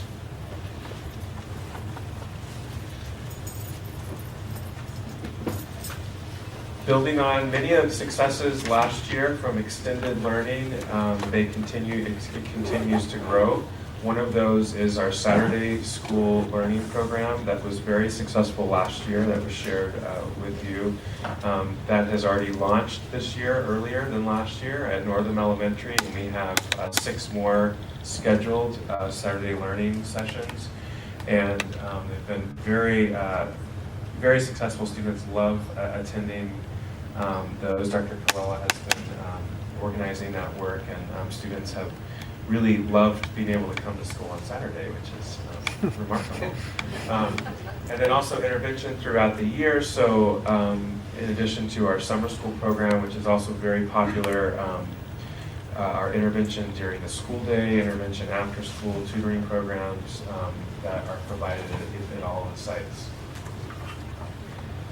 The focus on personalized learning to address the needs of all students continues to develop. It has been an area that we have explored this year. The way you see that showing up is around schools that are really asking the questions around who are these students as an individual in front of me? So as teachers began the year this year, many of the schools, in addition to looking at the test scores, we're also looking at what kind of data can I collect on what do my students enjoy doing? What are their passions? Who are they as people? So as they develop lessons that are relevant to the students that are in front of them, which may change from year to year.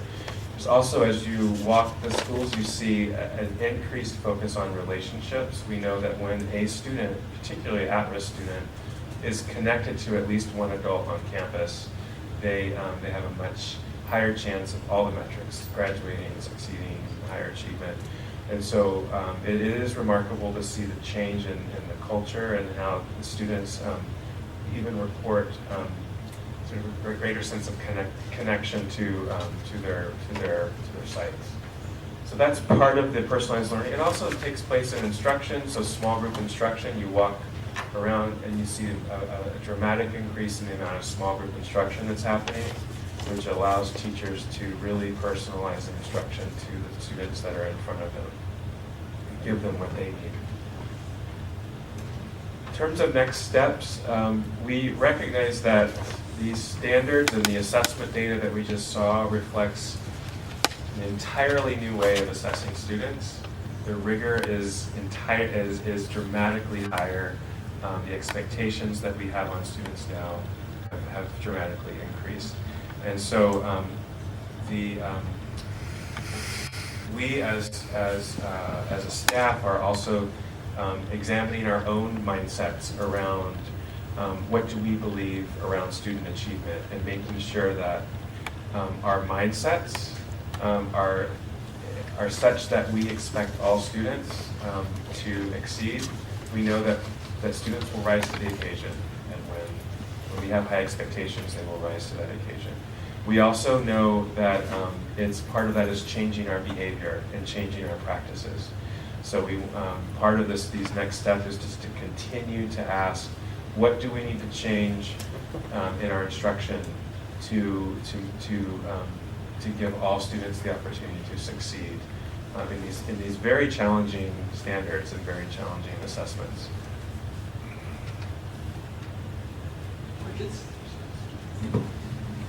A while back, we approved the LCAP, and within the LCAP, we had our plans on what we're going to be doing and allocation of funds and et cetera.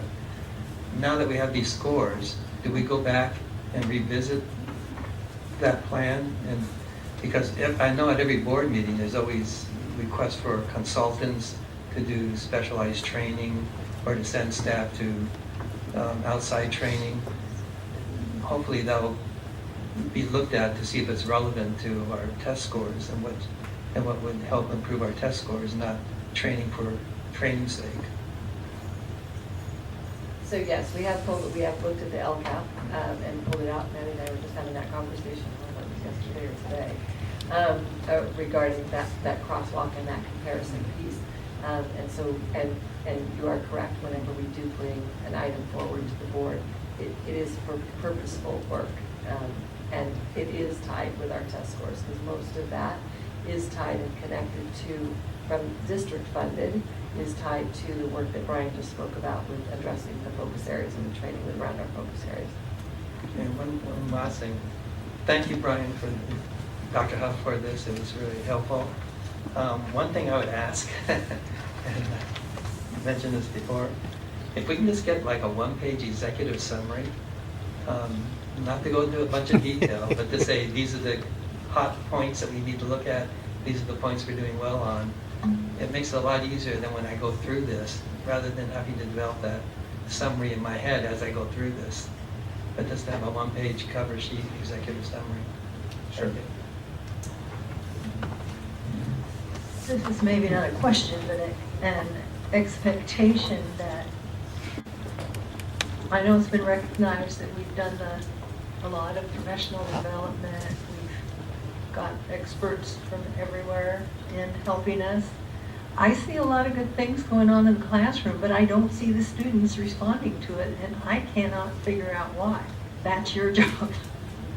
So I would like reports more often to know how things are going? If you're testing, I'd like a report every quarter. That's why we're here, is to teach students. I'd like to know, Dr. Huff, what's going on when you meet with the principals and what they're going to implement in their schools to help the classrooms that are weakest in certain areas. We don't mind putting the money up for it, but it was really good that this year is probably the first year you're using it. What is that thing that I say? It looks like an astrology. It looks like the solar system. And I'd like to see some of the schools concentrate on math where they're really weak in math, even if they want to do reading workshop or writing workshop. I'm perplexed, and I want you to be perplexed. I wish we could go out to another district that had very similar demographics, similar to ours, that have turned it around and picked their brains and see some of the things they've done, and that type of thing. But I'm hoping that your system, Dr. Mitchell, I know you were it was forced upon you sort of late in the game to get it going last year. But I think it's the right thing to do, to look at each and every student and expect every student to improve, even if it's a little bit every day. That's the way to get there. You look at the school and district all in one big lump, and it doesn't look so bad. But we've got to take each student and make sure we bring them along. Some of the schools are doing some great things. They're taking kids that need the most help. They're putting them in groups and working, giving some concentrated help to those kids while the others can help each other. So anyway, that's what I'm looking for, and I'd love to see some of those things happen.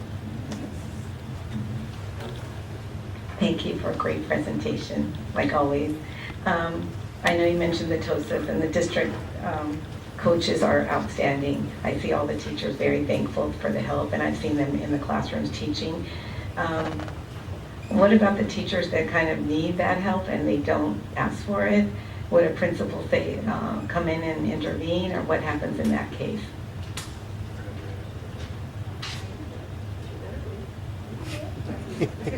All of us know the same thing.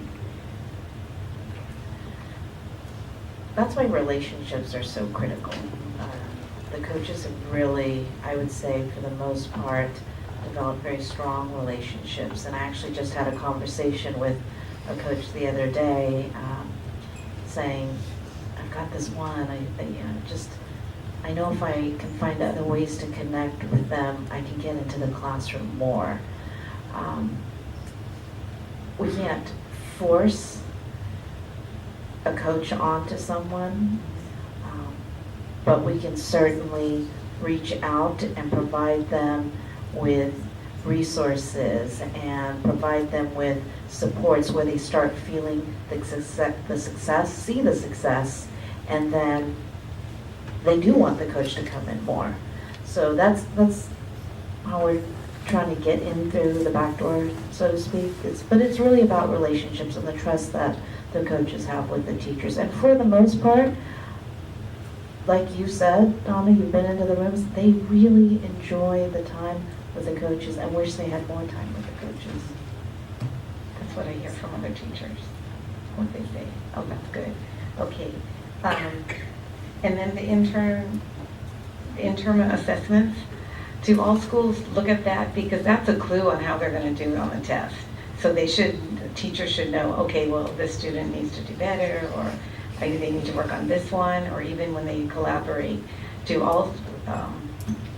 I guess what my question is, do all schools have their staff by grade level look at that and say, oh, this is a key that our whole grade level needs to work on, or something? So the expectation is they are meeting monthly for data talks, and so part of that, as the interim assessments are given, that is data they look at. But they also look at other data, data that's from units of study that they're giving at different times, but that is part of the data they look at. And so all the principals will go over with their staff with the results, and then there's individual results for teacher, first class, and all of that. For a class that have lower than the rest of the grade level, what will happen? Like, who will be able to help them to try to improve? Besides the coach and all that, that's when the coach will come in and help them? It's the principal. Principal, Yeah. okay. So when you're looking at a student, we're looking for growth. And if we're seeing that a classroom is not showing growth, then that's a conversation that the principal's having with the teacher. And then offering services of the coach and going and looking at other programs and working to see, it's part of that teacher's performance. The students need to be growing. So you can't always compare one teacher to the next because they're working with different groups of students. However, there should be growth within a given classroom. And so that's a conversation that principals have with individual teachers. Okay, and the schools that performed very well, will those principals be sharing what they did so well with the other principals? Yep. And then yes, you were. So some of the work that educational services will continue to do is dive deep into the data. And part of that is to be able to give the true cohort data to our schools, as well as classroom data. When we do that, that will also give us highlights of areas of success. So where do we see success? And it'll help us go in there and talk about what practices were put in place and can we replicate those practices. That's information that I think all principals want. What can we replicate within our school district with our demographics? Another thing that will provide for us are areas of needed improvement and how can we strategize to support a school or a specific content that needs that additional support.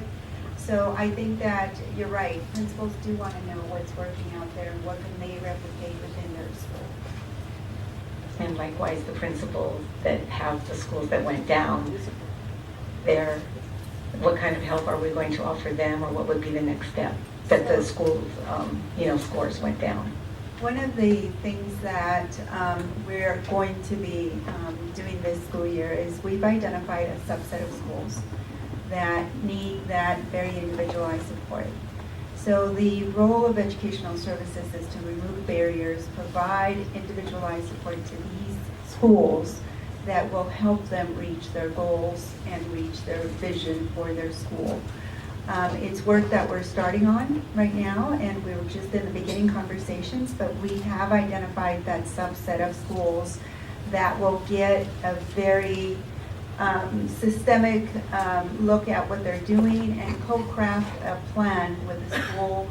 It's not something we're going to impose, but it's something that we will collaborate with the site principal and the site leadership team to make sure that they're getting what they need. And so the plan for one school will not look like the plan for another school. So we do plan on being very focused, intentional, and deliberate. Okay, thank you. My last question is for staff development, professional development. Do you ever ask the teachers what they want or what they need to be able to be more successful in the classroom before saying, oh, we're going to have this and this? That's my last question. I can defer that to one of our directors, but that is part of the process, and that's how they came to select their area of focus.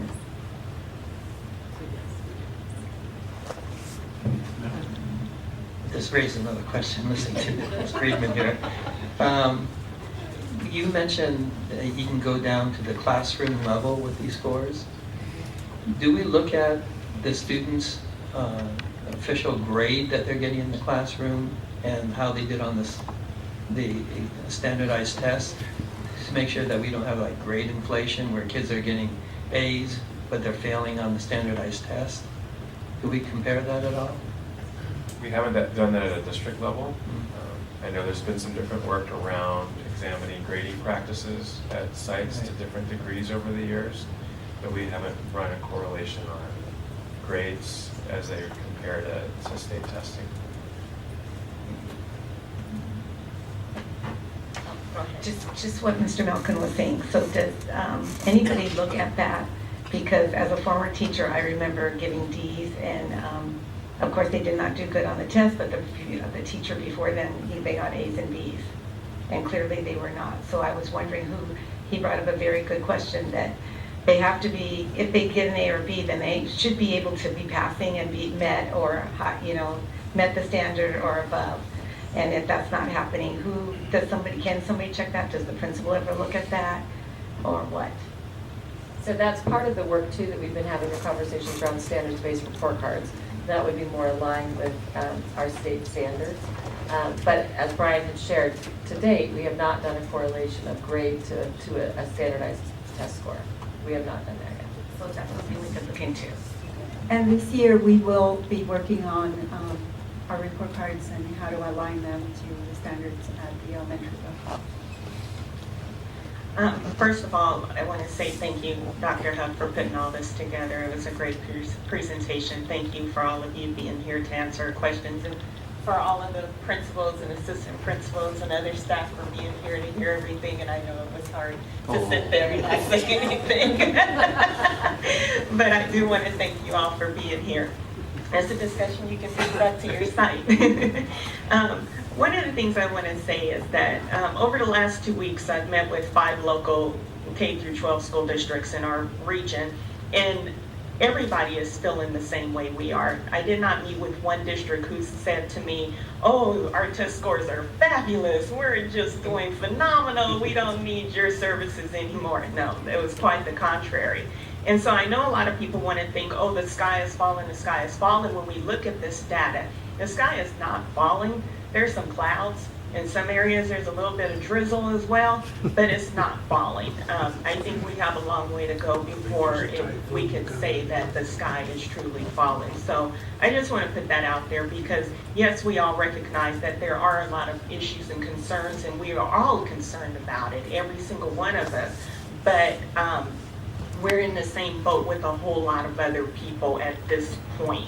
And we have to also look at the fact of how long we've been doing SBAC testing, what impact Common Core had on the transition to Common Core had on it. So there's a lot of other external factors that are playing a role too. So I just want, people in our community to keep those things in mind as they look at the presentations and hear what we're saying and hear even the concerns that we have and how we're talking about addressing it. Okay, so with that said, a couple of questions. What is our attendance looking like in our district right now? We haven't gotten a report on attendance. We haven't asked for one note, I will say that, in a while. What is our attendance looking like right now? When I looked at it, student attendance was about 97.4%. Okay, so then we can't say that that's a big factor. Okay, that's a good thing. One of the things that Mr. Lohman mentioned while he was speaking during his comments was about, said something about class size. I'm sorry, I didn't catch all of it. But is class size a factor when we look at math and English? And any of you guys can answer. Do we think that's a factor, especially with math? So when you have a conversation around class size in any subject area, obviously our conversation today was around math and English, but the research says repeatedly that student performance on standardized tests do not change until class sizes are 13 or lower. So when you're looking at the numbers, as a classroom teacher, principals and so forth, everyone would welcome, I'm sure, the opportunity for lower class sizes. But when you look at the data, even when the state of California was implementing 20-1, there was not a change that was noted. What researchers said is class size of 13 or lower is where you see a significant change in student performance. Yeah. And just to echo what my colleagues said about the professional development, that's one area where over the last few years I've heard a lot of positive feedback. I think that the teachers are really appreciating the fact that they have input into it and that they're feeling like the professional development now is valuable and not just a check the box program. So that is something that I feel like we're doing very well at.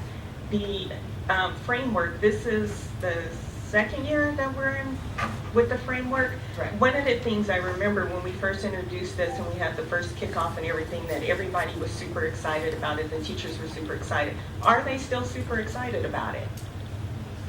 Well, I haven't asked if they're super excited about it. I think okay, I'll ask Mr. Lohman later. That'd be a fair assessment. And I'm not sure that excitement is necessarily it. Is there still buy-in? I would say yes. But the work, I think we all need to recognize the work is going to get much more difficult. So the first year of anything is easier. But it is going to get much more difficult when you dive deeper into our focus areas, diving deeper into the framework for teaching and learning, and the work that is actually happening. And the expectation of seeing student growth at the end of every day, week, month, trimester, semester, and at the end of the year. And how are we assessing that? How do we know that students are growing? And then needing to individualize instruction. So there's heavy lift ahead. Okay. And then the final thing I just want to say, Dr. Zamora, I know I've had an opportunity to speak with you briefly, and we exchanged some ideas about a couple of things. And I know you haven't said much tonight because you're new still. Only been with us for a few months, but I do look forward to hearing some of your ideas and how you want to move forward on making next month's presentation a little happier. I just have a suggestion, and take it for what it's worth. But you know, when I went out to the Saturday, I'm calling it a science camp, whatever you want to call it, Exploration Academy. That was a fabulous thing. Those kids are so excited. If we could take 5 kids that are on the cusp, that aren't too interested in learning, and bring them along and try to get them to one of those, maybe it would help turn them around. That's the whole audience. That's who we invite to Saturday Exploration Academy. So we've taken your idea and done more than 5. So we take the invitations go to our at-risk population to have them come and experience school in a different way. And you're right, they are very excited and very engaged in enjoying that learning. And so part of what we're looking forward to doing is seeing, is there, one day doesn't change the trajectory of student success, but it could put a student on the right path. But there are other kids that are not at risk that attend also, right? There are some, because siblings are attending and other students, we have staff that's there, we want those classes to be full. But it is the opportunity for us to address our at-risk population. Are they actually calling families, trying to get them to come? Is that how you're getting them to sign up? Yes. Real quick on that note, see, and I'm glad you mentioned that because I had forgot. When you look at that Science Academy and you take that same energy and put it into a Math Academy, then maybe that's what I was talking about as far as that refresher, that boot camp type, learning situation, just to keep it all fresh in their heads. So if it's a way to do it and make it fun and not seem like it's school, that would probably help as well. So I asked Dr. Lohman to talk a little bit, because it isn't just science, it is math related. So if you want to talk a little bit about what the objectives are and the work that you've done on Saturday. Sure. So it's all wrapped around one learning experience, so that the entire day feels like it's very fluid and there's continuity from everything. But it encompasses math, language arts, and science. So it has all the subject areas. Right now, we started something new with this one because we expanded the Saturday Exploration Academy. So now we're doing Kid Inventors. And so the students are inspired and to realize that other kids just like them have invented different things, and that they can invent as well. And so the entire day is wrapped around that learning experience. And it starts out, there's a lot of reading, a lot of math, and then there's some science integrated in there. And then this time there's some engineering. So the students get the opportunity to go through the engineering design process and make those relationships to the inventor. And because it's a kid inventor, they walk away believing exactly what we wanted to have them believe, that they too can be inventors now. So it's all wrapped around an experience, and it does encompass all of the different subject areas.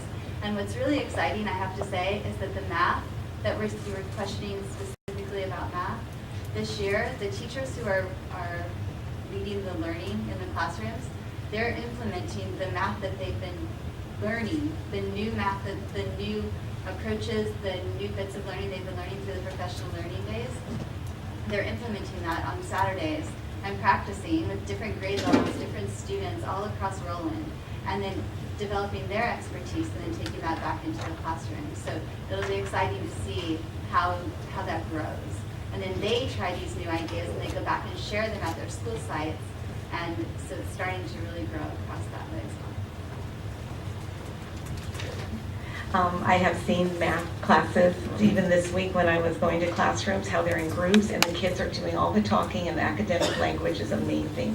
And so I think it's great, and then you do see that enjoyment. They're having fun while they're learning math.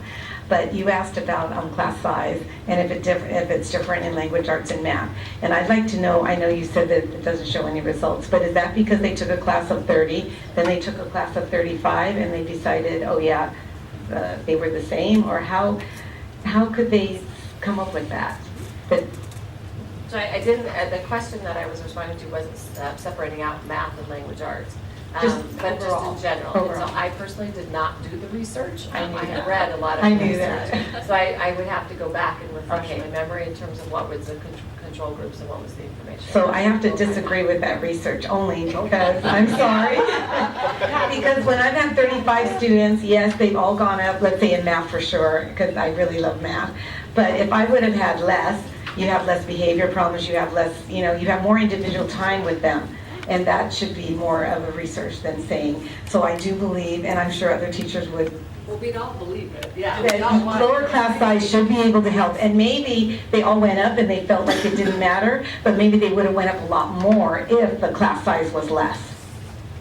You know what I mean? Like, okay, they're saying that it doesn't make a difference, but if there was a lower class size, I am sure that those kids that did very well, because they met the standard, you would have more kids meeting the standard because there's less kids to work with and you can work with them more individually. Okay, I had to say that, sorry. I have a question about that. Okay.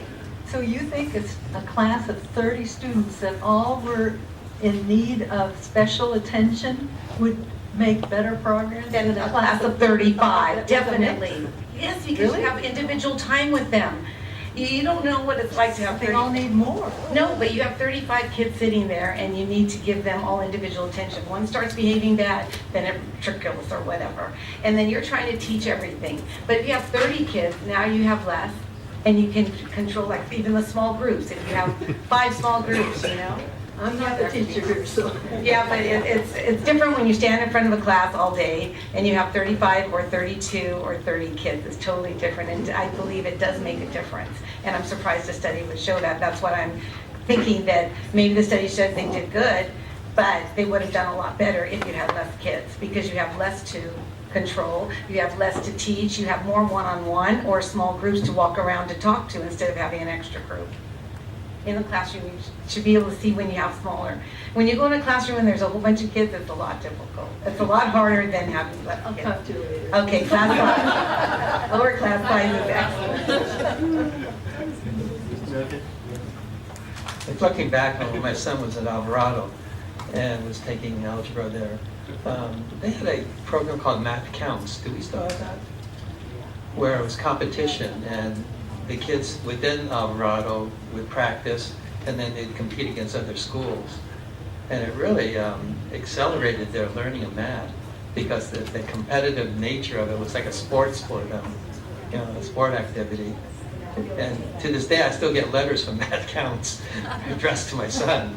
But Mr. Price is the one that at that time ran the program, and Burrow Hunt was the principal. But it was a great way to get kids involved in math in a competitive way.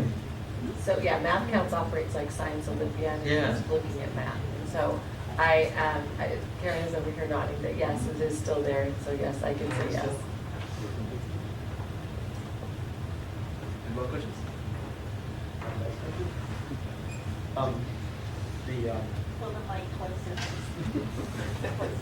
Yeah, I'm sorry, yeah. The SBAC is both as CAA or tests are computer-based. So, but not every kid has a computer at home, but they have to go to school. And the way the test, the format, and the way the test, it's different from the test they take every day. So, is that familiar? The kids, how are the kids familiar with computer skills on the computer? The way the test is maybe contribute to the score. That may be why the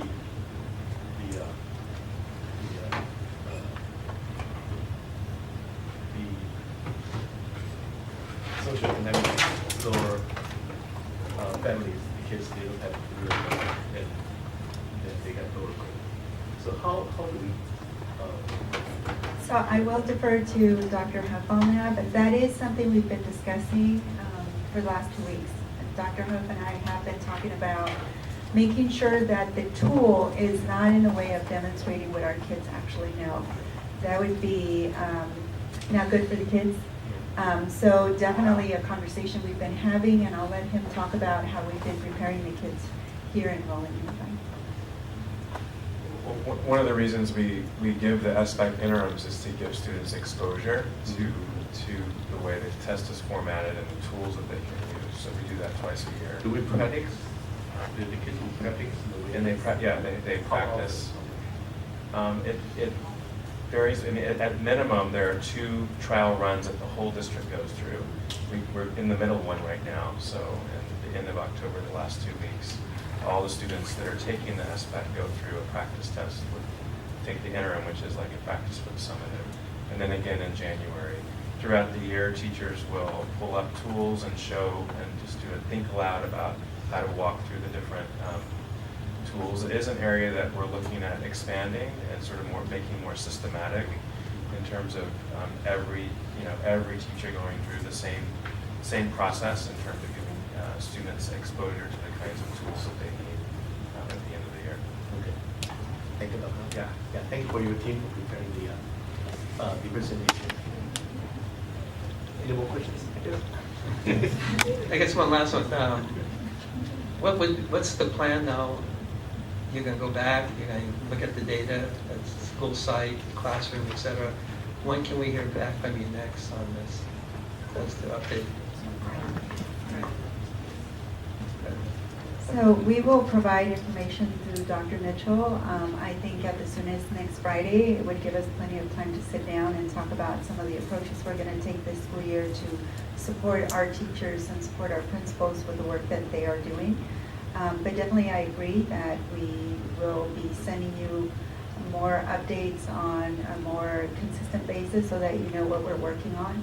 Definitely the first step is to go back and disaggregate the data even further, like I said before, by true cohort and by classroom teachers so that we can provide that to our principals.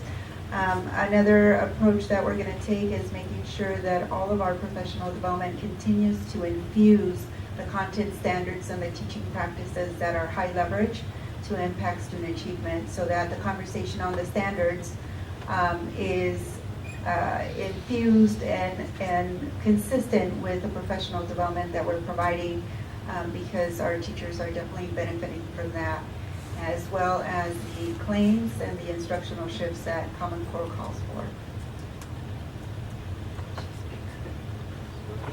Any more questions? Good, thank you very much. And I need a motion and the second to adjourn the meeting. I'll move. Second. Say aye. Aye. Motion carries. 6:51. Thank you.